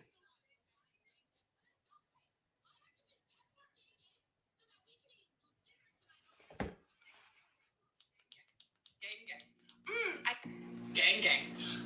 Ice cream so tasty. Ice cream so tasty. Gang, gang. Oh my god! Who blew up the background? It's all ice cream so tasty. Ice cream so gang, gang. Hey, I'm trying to go live. Okay, gang, gang. Stop. Hey, I have to do 10 more gang gangs so that we can eat dinner tonight. Okay? Someone has to pay the rent. Gang, gang. So that's just a joke. But this is the one who created it. Amazing. You said Stop it. 70,000 pathetic. She's the one who invented it. Yes, bad, amazing. You said $700 in 2 hours? Oh no, I gotta get on my Zoom. These are people making fun of it. I want the actual one. 70,000 pathetic people, including myself. These are people who shit on them. Oh yeah, you've got the NPC. The one who invented it is hilarious because the joke is like saying really repetitive things like an NPC in a video game. It's fucking hilarious. The top one, the one who invented it, she makes so much money. And she can apparently do it for 6 to 12 hours, which is astonishing because it's this real sort of spontaneous thing. It's I genuinely love. I've not really watched it. I've just seen excerpts. I'm like, no, I love it. This is so fucking weird. I am absolutely on board with this. But it's just like everyone gets working out. Wait, how do they make all this money off this? This is not fair. It's like, well, you know what? You didn't think of it. Oh dear.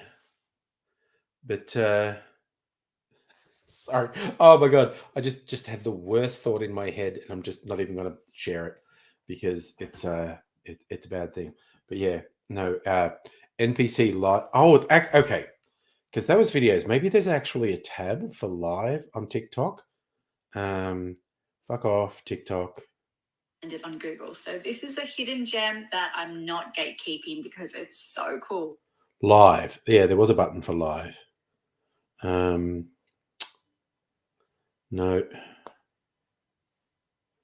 No, what the fuck?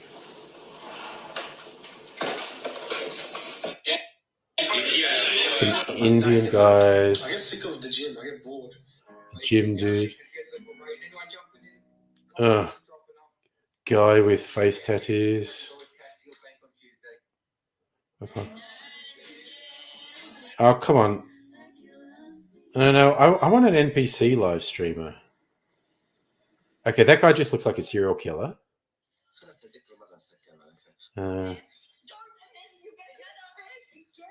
They're all really boring.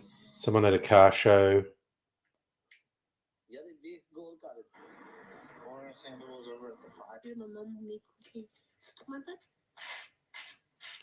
Was it ASMR? No, what? Important. Okay, I want to go NPC live stream. Live.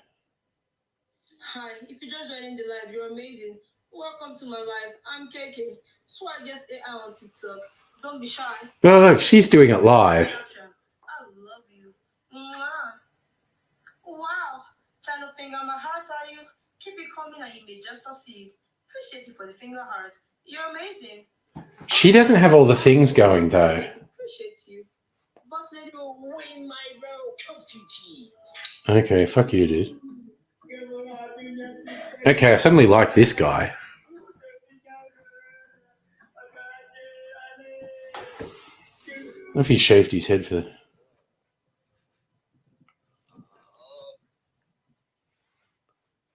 Search.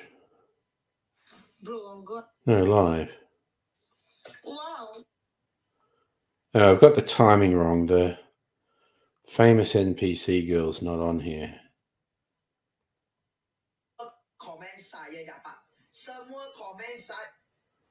Okay, anyway, I couldn't find it. TikTok's full of third world kids with bumps on their face asking for gifts. Oof. Yeah, it's... I've never been able to get into TikTok, quite honestly. It's pretty weird.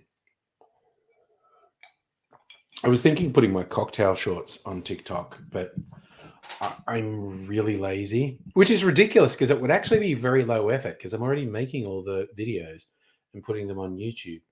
It would be quite low effort to put them on TikTok as well, but it's just like, it's just, God damn it. Raise you too excited by your kebab and bit your lip. That's an occupational hazard. I got just not randomly, directly. You made me want to have an HSP. Ooh, you actually follow TikTok. I do know there are people doing relatively serious stuff on TikTok as well. Ugh. But yeah, it's a whole thing. You want to get a halal snack pack. Yeah, I guess a lot of people realized there is a huge audience you might be able to have an influence on TikTok. Dr. Jones had a White Russian. Oh, okay. I'm not a coffee person, but I know Mr. Black is a really good liqueur for people who like. I actually have a little bit of Mr. Black in the cupboard. I don't particularly like coffee, but I'll either use Mr. Black or I've actually got this coffee-infused whiskey from Archie Rose called Blasphemy. I'll use that in a cocktail recipe that calls for coffee liqueur. Oh, Raze, what, you had a friend who made 5K in a month on TikTok? Yeah. I mean, well, with the NPC we were talking about, she's like making that in a day, maybe not 5K a day, but she was just making a stupid amount of money. And more power to her, I say.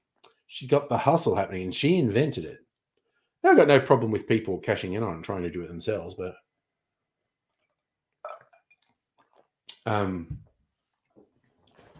whatever works, I say, in this weird and crazy world we live in. But yeah, it's a wild thing. Also, Dr. Jens, I was just going to say about Mr. Black, even if I'm not particularly into it, I have this weird parochialism because Mr. Black's like taking over the world and they got bought out by one of the really big spirit companies, like for a fortune. Actually, I'll try and find it. Oops, what was that? Mr. Black sold. Yeah, it was Diego, one of the biggest ones. And this was like about a year ago, more than a year ago, Diego bought it.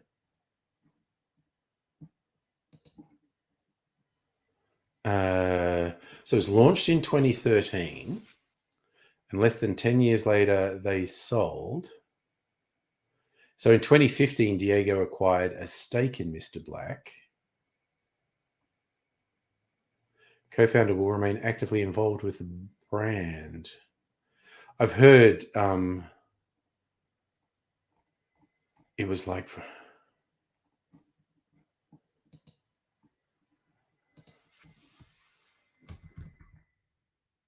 What was it sold for? I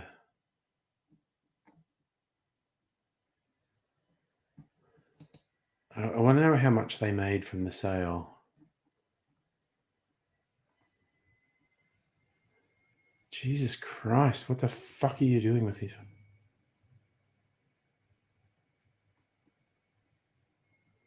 Uh,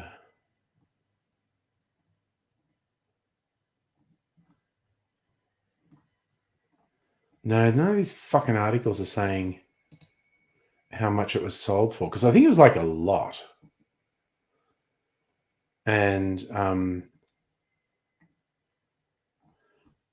good on them. Like, they just made out like bandits.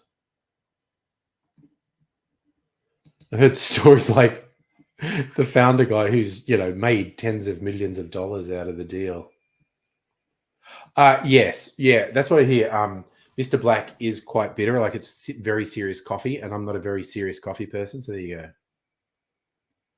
Yeah, I'm with you 100%, Rays. It's not my thing, but I'm not going to crap on someone who said, hey, they found a thing and they're making money doing it. So, yeah. Yeah, Doctor is also talking about wanting sweeter.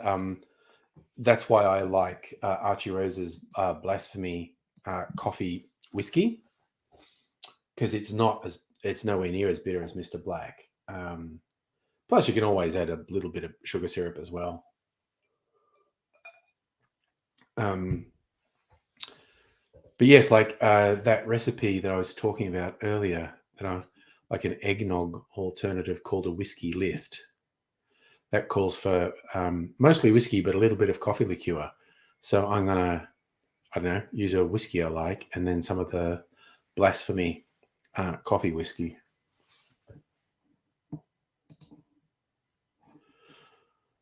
Oh, I got to map out when I start doing eggnog, because I'm going to be really ahead. I've got, with the ones I've shot tonight, I think I'm ahead I've got things ready for this to the 16th. And then if there's 4 more videos, if we're doing everything, 1, 2, 3, 4. Yeah, okay, I should do an eggnog video next, because I'll be in the last week of November then.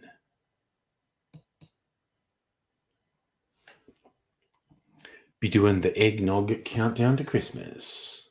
Probably, like I said, probably only do one a week. Eggnog of the week. Got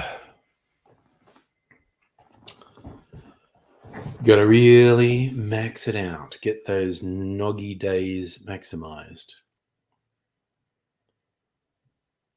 And just really go for it. You can make 1 cup of eggnog, or you can make actually, I probably should make the other eggnogs in like single serves or something, because I will have more than a liter of my aged eggnog, which is a lot of eggnog. Right, so I don't even know what Apex is. You gonna fuck it up? Dude, I fuck up everything. I do.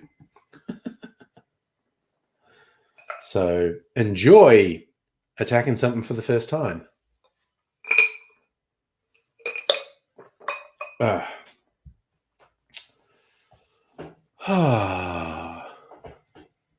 Used to love eggnog. Hadn't had it in over 10 years. I had it last Christmas. Like, I was literally getting supermarket eggnog and adding brandy or rum to it and quite enjoying it. But also made a couple of recipes. So I think this December, I'm just going to make eggnogs rather than get supermarket eggnog. Because it is actually comparatively easy to make, just a little bit fiddly. I mean, honestly, some recipes are really fiddly. The really fiddly ones, they tell you to separate the eggs, the yolk, and the white. And you first whip all this stuff up, the yolks and the cream and the booze, and you whip all that up. And you whip up, like you make a meringue, you whip up the egg white and sugar separately. And then you fold that egg white mixture into the rest of the nog. And that's supposed to make it really fluffy and whatnot. Well, you've been getting fluffy cat cuddles. I mean, I'm pretty jealous. So if you like the crispy, well, see, that's what custard's just eggs and milk, isn't it?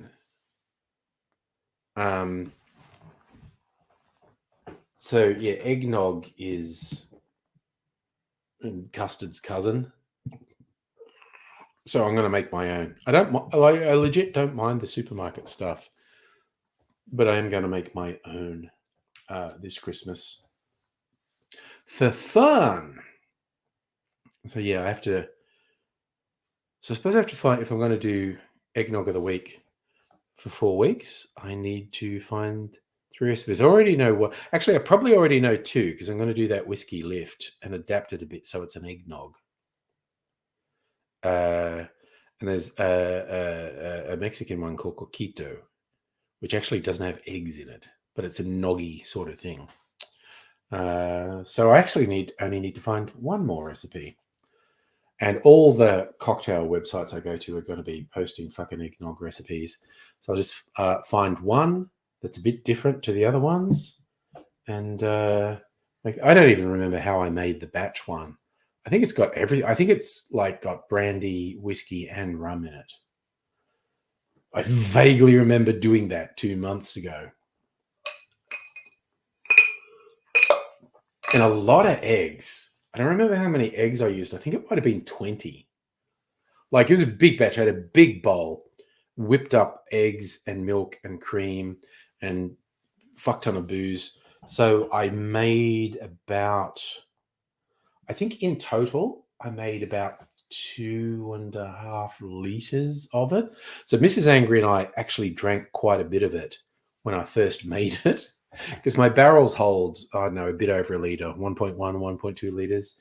And then I poured some into a 750 ml bottle, but there was still heaps more. So we actually drank quite a bit of eggnog when I first made it, and it was frickin' yummy. And yes, I like omelets. I make omelets every now and then. They're fun because I like to do filled omelets. So you just whip up whatever you want to go in the omelets, then whip up the eggs. And purists might object to it. I put a little bit of milk in with the eggs and whip that up and put that in the pan. Then put the fillings. Oh yeah, that was the whole thing. Tasting it till it tastes right. I think Mrs. Angry would have kept drinking the stuff that was in the bottle, and I said, I honestly want to hold on to that so I can do a 1 month, 2 month, 3 month taste test. So she's like, okay. I said, well, just tell me if you want more eggnog, and I'll make it.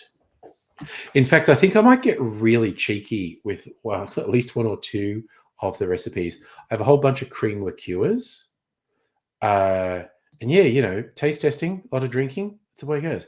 I have a few cream liqueurs, and I think I might do some cheeky improvisations of some eggnog recipes. And when they say to use like cream and milk and whatnot, I might actually substitute some cream liqueur in there to make it even boozier than it otherwise would be.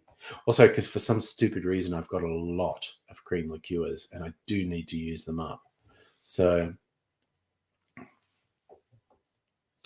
yeah, that's the whole risk. We don't want the ham cider route with the eggnog. And yeah, I don't blame people when you talk about aging eggnog. They go, you're going to poison yourself because it's eggs and milk and cream. So obviously, it seems like you're going to poison yourself if you age it.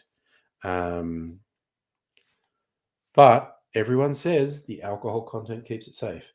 Last time I had a sneaky taste a week or 2 ago, just a sip out of the bottle, and it was still tasting really good. But I'm going to do a proper taste tomorrow, 2-month taste, and I'll record that. So I record the making of it, and I recorded a 1-month taste, and I record a 2-month taste. Then in the first week of December, I'll make the full video. Safa, I'm more bacon without eggs rather than eggs without bacon. So what do you like? Do what you like. Don't let anyone tell you what to do. But yeah, I'm more likely to do bacon without eggs. Like I've already got it in my head, actually. I'm probably going to have a bacon sandwich for breakfast tomorrow because I haven't done that in a while. And I've got some bacon and I've got some bread, a little baguette I got from a shop today. So I'm probably going to have a bacon sandwich for breakfast, Also, after a night of drinking, for some reason, I think a bacon sandwich is a good idea. Not that I'm drinking that much tonight. Well, you know, one of those medical people, like doctors with their knowledge of health, would say, no, you have been drinking tonight. I went, well, have I? Have I really? They go, yeah, no, you have really. I go, yeah, but have I? They go, yeah, why do you keep asking? You've been drinking more than we would recommend. Really? Really? Did I really drink that much? And they're like, yes. How many times do we have to tell you? Honestly, Dr. Jones, not that much. Sometimes I will do a whole thing with things like mushroom, onion, capsicum, maybe. Tomorrow morning is going to be simple. It's literally just going to be the bacon, the bread, and I might do like be like a bacon cheeseburger without the burger. So I might put cheese and barbecue sauce in there as well. I bet you make a good scrambled eggs, Dr. Abigail. Oh yeah, it's not for everyone. And Strictly Sega likes poached eggs with smash ovo. Yeah, okay. I never had the patience to do poached eggs though. And how does Christmas lunch work? Oh, whatever. Like I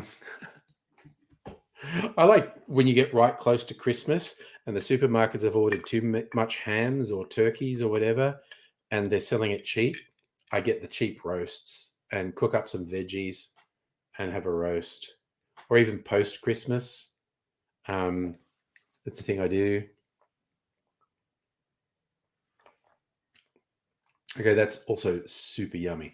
I love. Okay, the two clarified cocktails I made tonight, they're both quite clear. Although this one started to go cloudy, which is interesting because that happens sometimes. It's like the oils or the fats from the milk come out of solution. When I first made this was crystal clear, really light yellow. And this one's clear, but very orange. So you got much more color. This was mostly an apricot liqueur and a bit of high proof rum.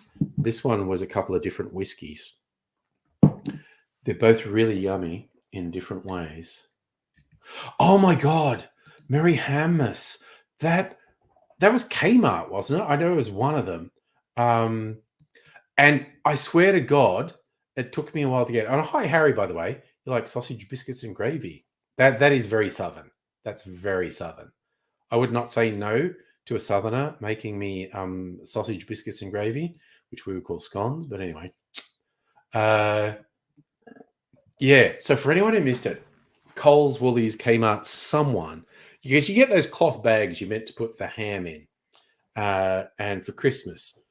And someone came up with the thing like it's for the ham for Christmas, and and it said Merry Ham Mass.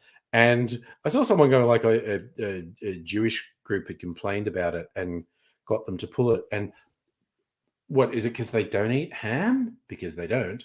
And I didn't get it the first time I saw references to it. They're like, oh, it's ham mass. It's like it's saying Merry Hamas. I was just like, that's so fucking stupid. That is so stupid. I just find it really funny. Nice. You're at work, Harry. I'm doing fairly well. Thank you for dropping in and saying hi. See, Safra, it can get very difficult to define price gouging. Me personally, I think capitalism should have a bunch of controls on it. So it took you 10 seconds to see Hamas. I saw, and it was a political guy posting it first, and he saying something about the ADL era, and I went, nah, why do they just not like ham? And it was like, it was either much later the same day or the next day. I looked at it again and I went, oh, Hamas. That's why they got upset. That's stupid. Dr. Jones reminds you of Scotch, the chill filter of the whiskey to avoid cloudy Scotch and Norris. Yeah, there's man, they've come up with some wild techniques over the centuries for whiskey. But yes, there's some spirits and liqueurs will go cloudy. Notably, absinthe is very famous for you add pretty much anything to them. you add pretty much anything to absinthe and it'll go cloudy. It's called louching, and it's basically the oils in the absinthe from the various herbs that have been put into it react when something like as simple as water gets added to it, and it goes from being clear to really cloudy. It's not limited to absinthe, but absinthe is particularly famous for the louching effect. And yes, you are absolutely correct, Dr. Abigail. Scones aren't directly equivalent to biscuits. They're very similar, but biscuits tend to be at least slightly savory. And definitely not as fluffy as a good scone, but they're broadly very closely related.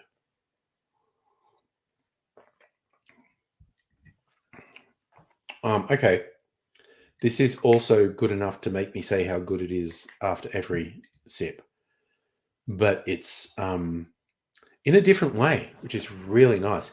Just this fruity, but they've both got this great mouthfeel, which comes from the milk clarification process.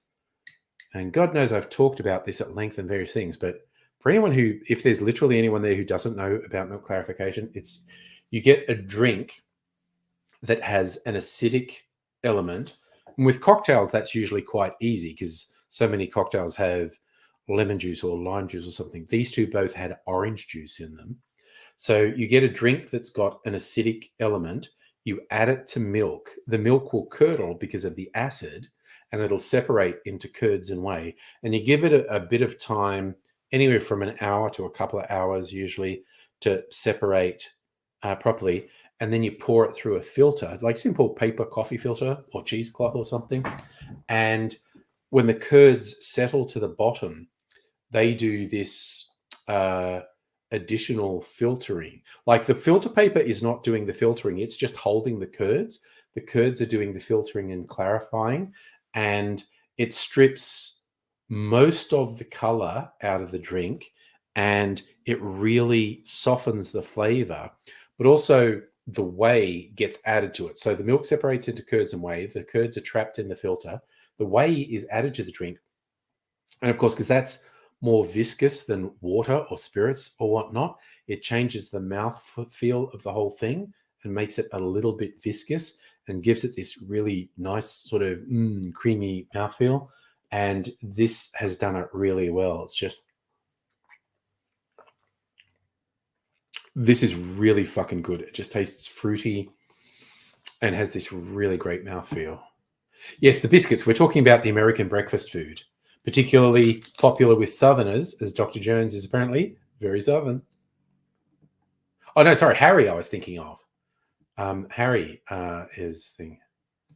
So you attended a rally. Renters fighting for rent freeze. Good. Fight for public housing. You gave a short speech. Nice. Public housing should be protected. Yes, and the current plan to knock down those public housing buildings and make better ones, it's just fraught with peril. It is extremely difficult to trust governments when they say, like, well, we're going to knock down that public housing, but we promise we'll replace it with better public housing. And it's like, will you really? And particularly if you lose power and Tories get in, they could just cynically go, oh yeah, that thing was never going to work. It was a bad idea. So fuck you, public housing people. It's never coming back. We're selling it to the private sector. It's just a bunch of bullshit. Oh, fucking yum, man.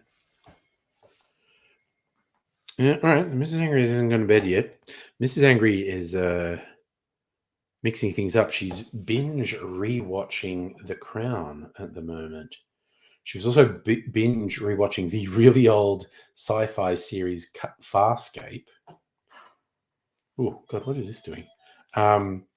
We together have been binge rewatching The Expanse. I fucking forgot how good that is. So, Dr. Jones, you're in Seattle. Okay, first year of your life was in San Antone. There you go. Honey, you watch a lot of Farscape? Farscape's a great show. Sci-fi made in Australia in the 90s with Muppets, like literally with the Jim Henson Company. It's a good show. And Mrs. Angry's been rewatching that. Oh, yeah. I watched the first episode of Succession with Mrs. Angry, and she wasn't into it. I do want to watch it, so I'll have to watch that on my own as the whole thing. But yeah, I did, as I mentioned earlier, I did finish watching Loki today. That was fine. It was good. Not the greatest thing ever, but it was good. So I'm just looking at this silly mobile game I have on here. Tap some things. It's so weird when you get into a thing where it's just like tap repetitively. Okay. I like tapping repetitively. Tell me to tap even more repetitively. More. I'll do it. I will definitely do it. And I got little tokens in here that are up to 666. The number of the beast. Fringe is an interesting one that I never watched. She-Ra, I don't see that happening. Smallville, I don't see that happening. Babylon 5, maybe. Star Wars Rebels, I don't see happening. I'm not discounting your recommendation. I think your recommendation is solid. I'm just being honest and saying, how is it? You love the Farscape episode where the ship gets caught in 4 dimensions. Nice.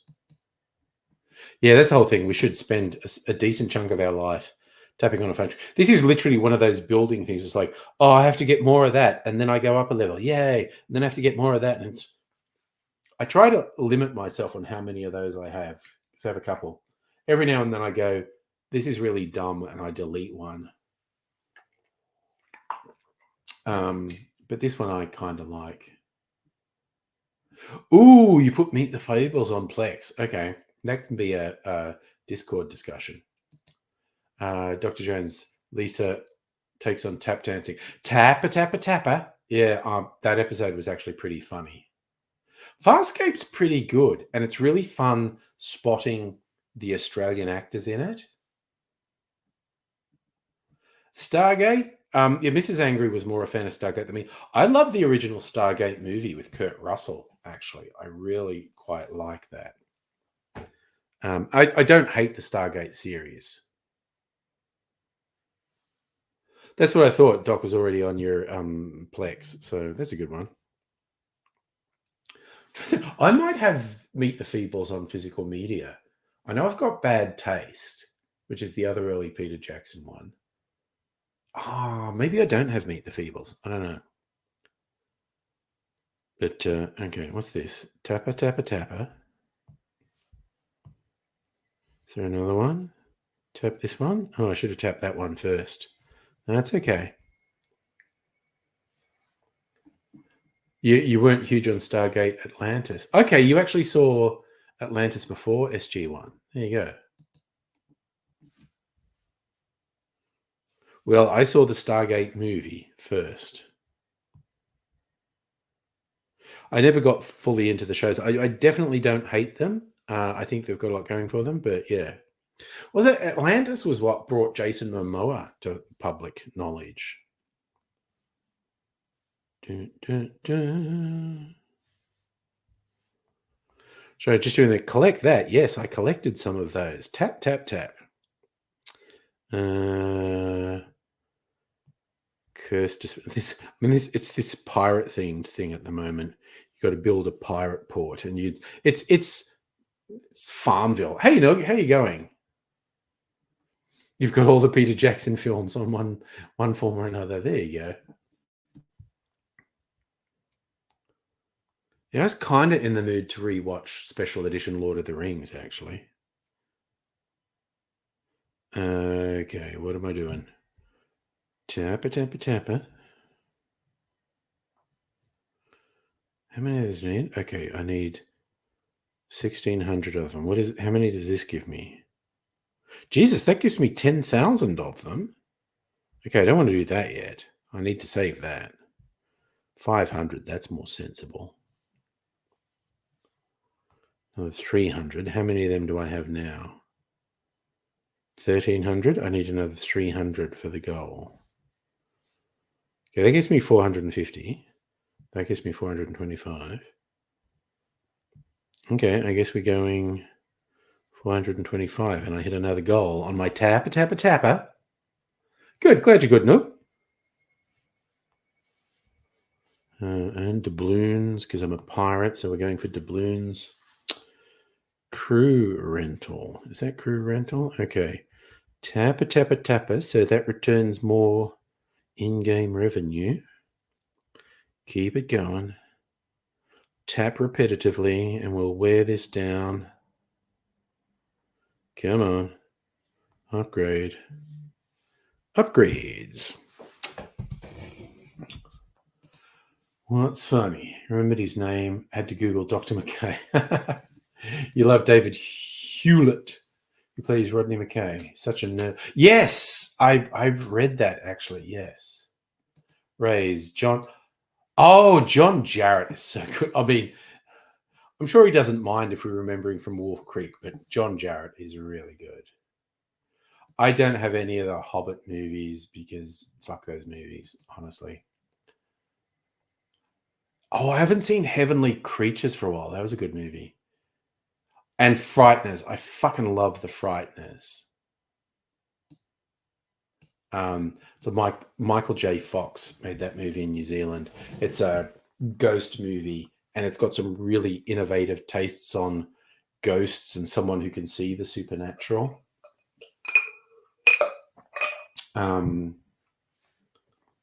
I very much enjoyed the Frighteners. Oh, has someone done an edit of the Hobbit movies that just sticks to the book?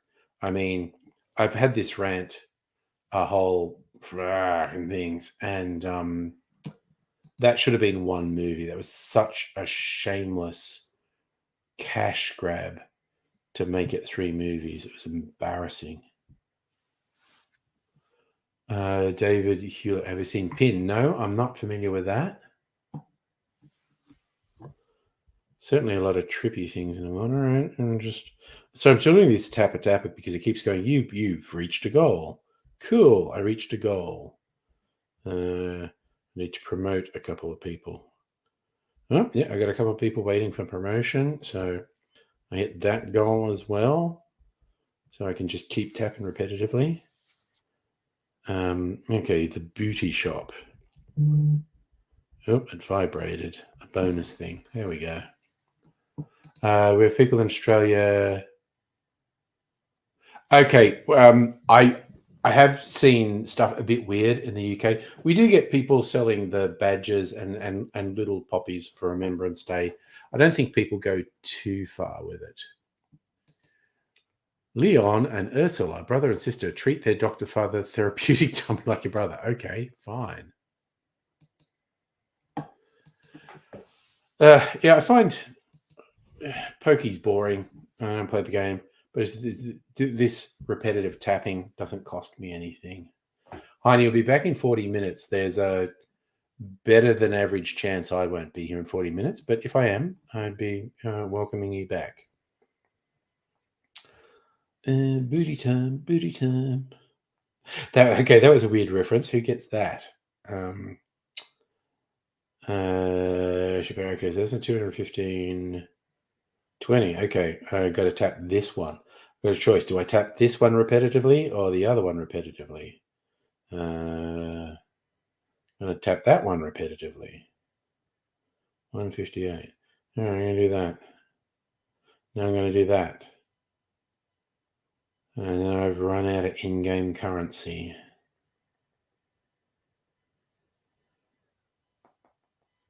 There we go. And now I can stop tapping repetitively because I need to go away and I just need to build some things up. Hewlett's also in Cube. Cube, oh my gosh. Cube was such a trippy movie. Like that goes right back to 90s, doesn't it? So we're all agreeing. Dr. Abigail said, I've not even heard of Pin, but we're going Pin is fucked up. Dr. Jones, closest thing to booty time is Pootie Tang. Booty time. Oh, it's from Wayne's World. Ed, what's his name from Married with Children, and the more recent thing about the families that I can't remember the name of. He it's a white guy who had a disco song called Booty Time. Pootie Tang was a weird movie. All the characters was black and it was black vibe, but it was actually written by Louis C.K.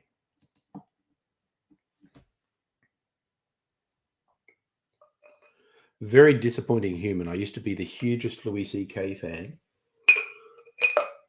And he just turned out to be a steaming pile of shit.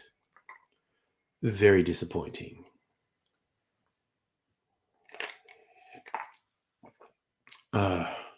I was strictly saying you have all 3 Cube movies.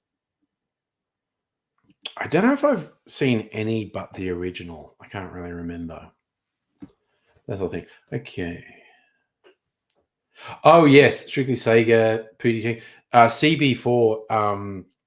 And there was a better, like CB4 was a mockumentary about a rap band who kind of suck. A better mockumentary was Fear of a Black Hat, I think, which is a play on Fear of a Black Planet. But yeah, well, the original is usually the best. Sometimes sequels outstrip originals, but usually the original is the best, and usually by a wide margin.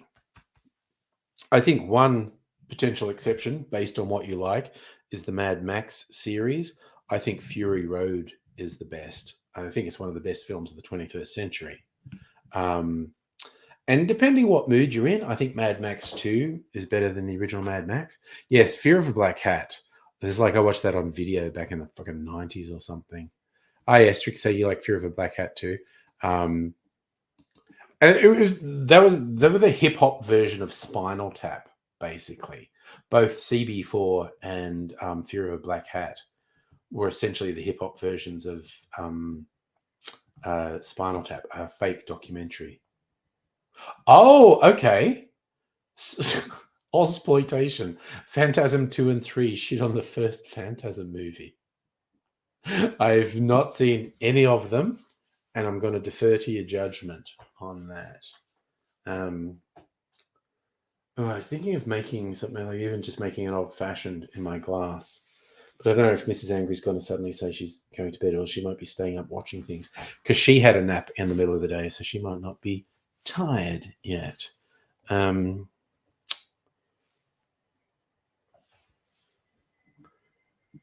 Oh, the original Mad Max fucking rocks. And again, some of the stories in the documentary, not quite Hollywood, about exploitation, has some very funny stuff. Yes, Phantasm has the spiky ball. Yeah. Mad Max, the original, is great for just its stripped back brutality. I think Mad Max 2, The Road Warrior, is a more compelling film and has more going on.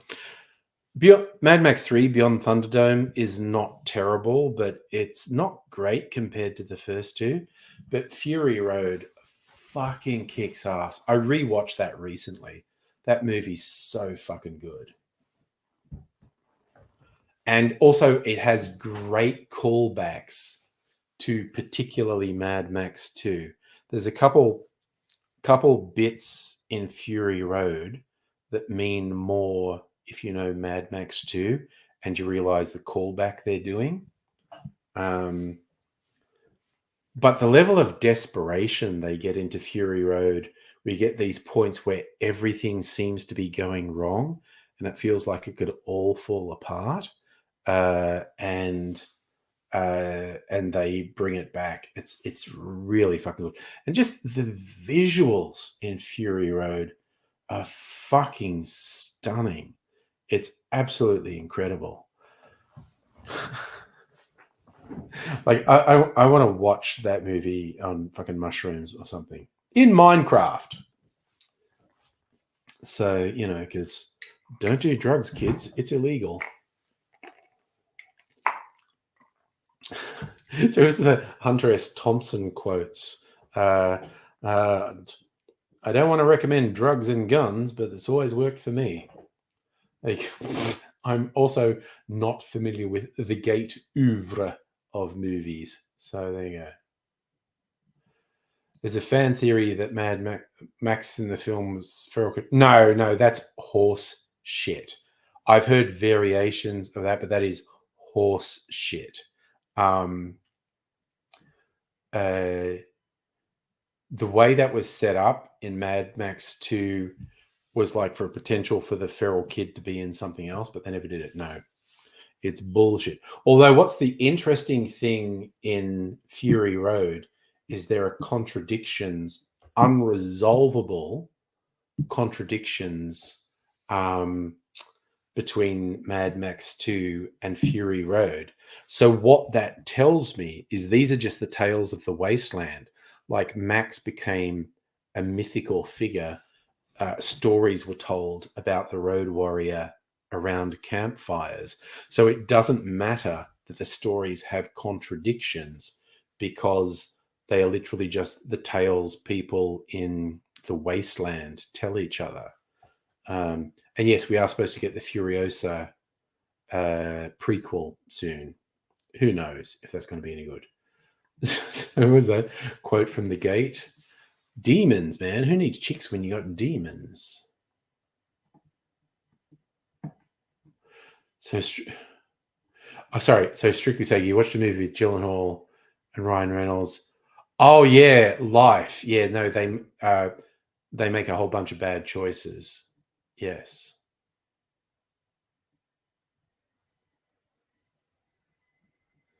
You're going to put the Gate movies on Plex. Horror movies from the 80s. And that really says a lot when you say horror movies from the 80s. All right. At the risk of Mrs. Angry suddenly saying she's going to bed, I feel like I'm going to make an old-fashioned. Just make it in my glass. But what will I put in it?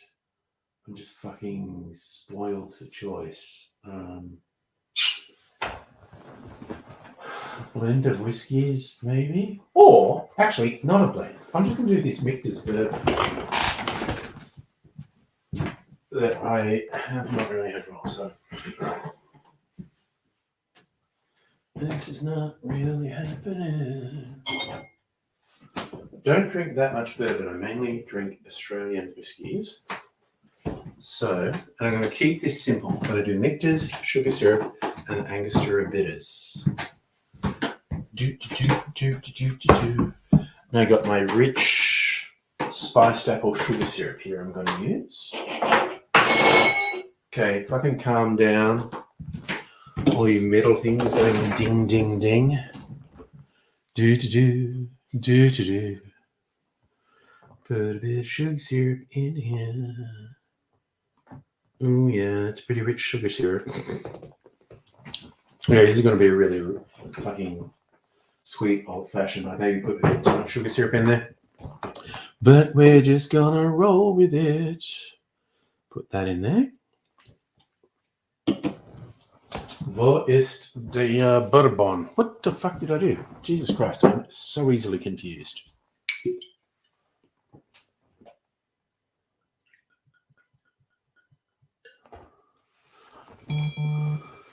Okay, I just got the ding of Mrs. Angry going into bed.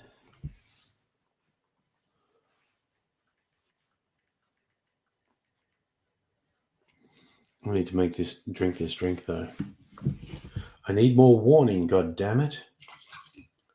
Also, the Mad Max video game that I got for really cheap, and you can probably get really cheap off Steam or something, is actually worth it. It's quite a simple open world-ish game. And I really enjoyed it. And holy shit, there was a really bleak as Mrs. Angry again.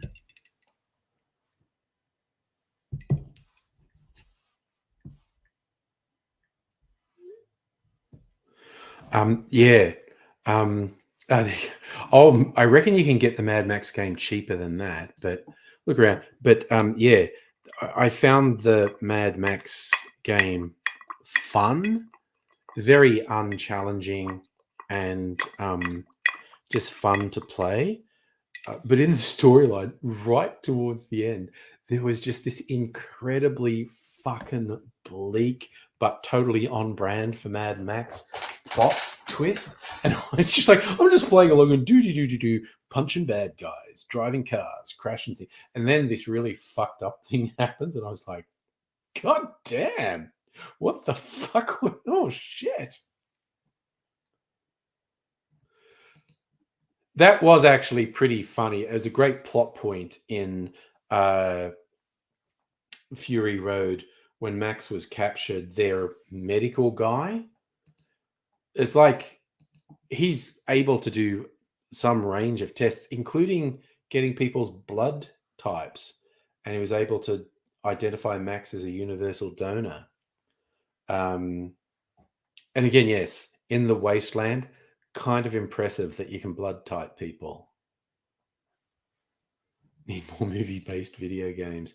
There's just such a long history of really shitty movie-based video games. And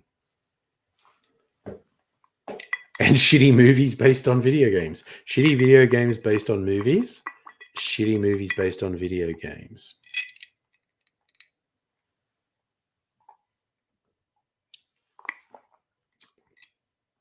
Fucking yeah. No, Max is not dead in Fury Road. What I said about that is there are plot elements in Fury Road and Mad Max 2 that are irreconcilable. But I'm fine with that because, like I said, it's just like Max is just stories people in the wasteland tell each other. So if some of the stories contradict each other, that isn't that surprising because it's just people telling stories around campfires. No, Safa, Mad Max 2 is like the wasteland. Mad Max 1, society hasn't collapsed yet. It's just on the brink of collapse. And Max is still in an urban center. Mad Max 2 is some years later and everything's gone to shit and everyone's fighting it out in the wastelands. And Mad Max 3 is also in the wasteland and Fury Road's in the wasteland. The original Mad Max is in an urban setting, though.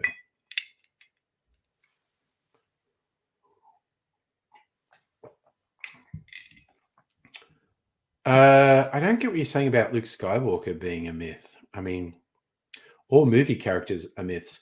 My personal read on the Mad Max films is Max becomes a story that people tell around campfires. That's a personal taste. Oh, yes, shouting Sprog all the time. In the original Mad Max, holy shit. So that's a very 70s bit of slang. For people who may not know, Sprog is slang for both semen and also a child. So basically the product of semen and an egg. And Max and his wife nickname their kids Sprog. And so at one point when Max's wife is trying to find the kid, she's just screaming, Sprog, Sprog, which is fucking weird. It's really fucking strange. But yeah, that is an obscure bit of 70s slang. I mean, it wasn't obscure in the 70s. Everyone said it in the 70s. Oh no, you called a girl Sprog at school. Oh my God. Do I want to know the reasons? But yes, In 70s slang, sprog was both semen and a child. Not universally used. I will also add, by the way, not everyone went around talking about sprog or calling their kids a sprog. Dr. Jones, Mad Max like Q in Star Trek. Yeah, I guess the thing with Q is, yeah, anything can happen. But yeah, I think like my interpretation of Mad Max is not unique to me, but for me that was a really easy thing where you go like, and it's really simple. The contradiction between Fury Road and Mad Max 2 is his car is destroyed in Mad Max 2, but he has it in Fury Road, but then he loses it again. And it's like, okay, those two are incompatible. What would be a reason we've got these incompatible plot points? And I think it's pretty straightforward. Oh God, that's an obscure one. Max Q with Michael Hutchence. They kind of released one good song that I remember. Okay, so the girl at school, she had a Greek name, Spirula, and you just got a sprog. Fair enough. God damn. Don't invoke Q so early in the timeline. He's got the whole Trelane thing. It was very funny with him in the last series of Picard coming in, and they initially, I know, is a combination of makeup and digital effects making him young, and he just goes, "Oh, Picard, you got old. Okay, I want to hang out with you." And so then he made himself age to the same extent that Picard had, which of course the real actor had aged to the extent Picard had. But it was a fun little thing. Yes, that was the, oh God. Okay, now I just want to see, can I get this on like YouTube Music? Because I want to fucking listen to it. This is just so silly. All right. Yeah, no, that's YouTube. I want YouTube Music. What the fuck? I'm mildly drunk and I'm tapping on the wrong things. Come on, load you motherfucker. Max Q. What do we get when we search Max Q? Put your arms around me, honey. Fare thee well. You've got a friend in me.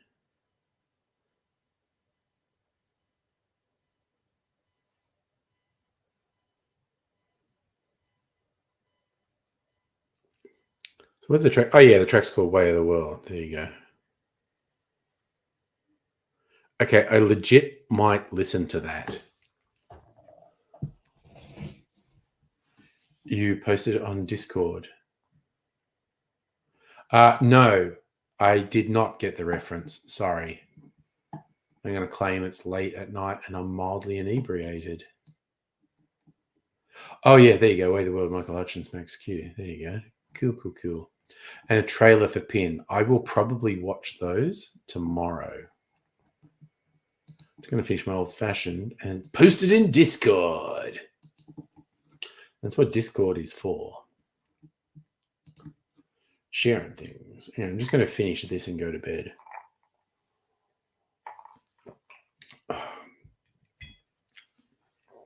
That's pretty fucking good. Okay.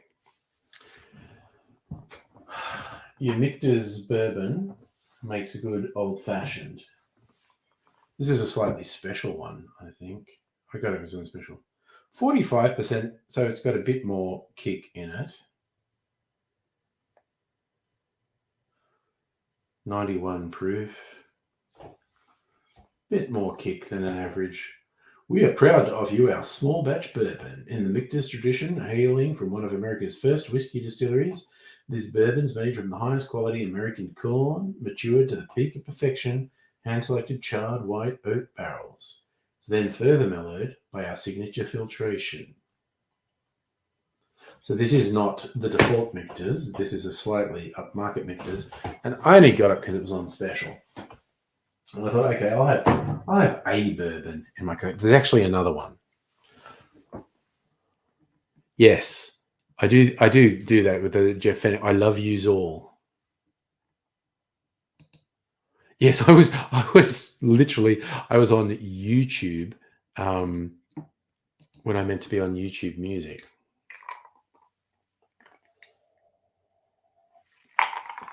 All right, I reckon that might do it. Oh man, that was actually pretty good. Gosh darn it. You know what? I think I like alcohol. I'm just throwing it out there. So I'm going to eat my cherry. I'm going to take this out into the kitchen so the ice will melt, and then Mrs. Angry will have like a flavored orange peel and water to put in her hot chocolate in the morning.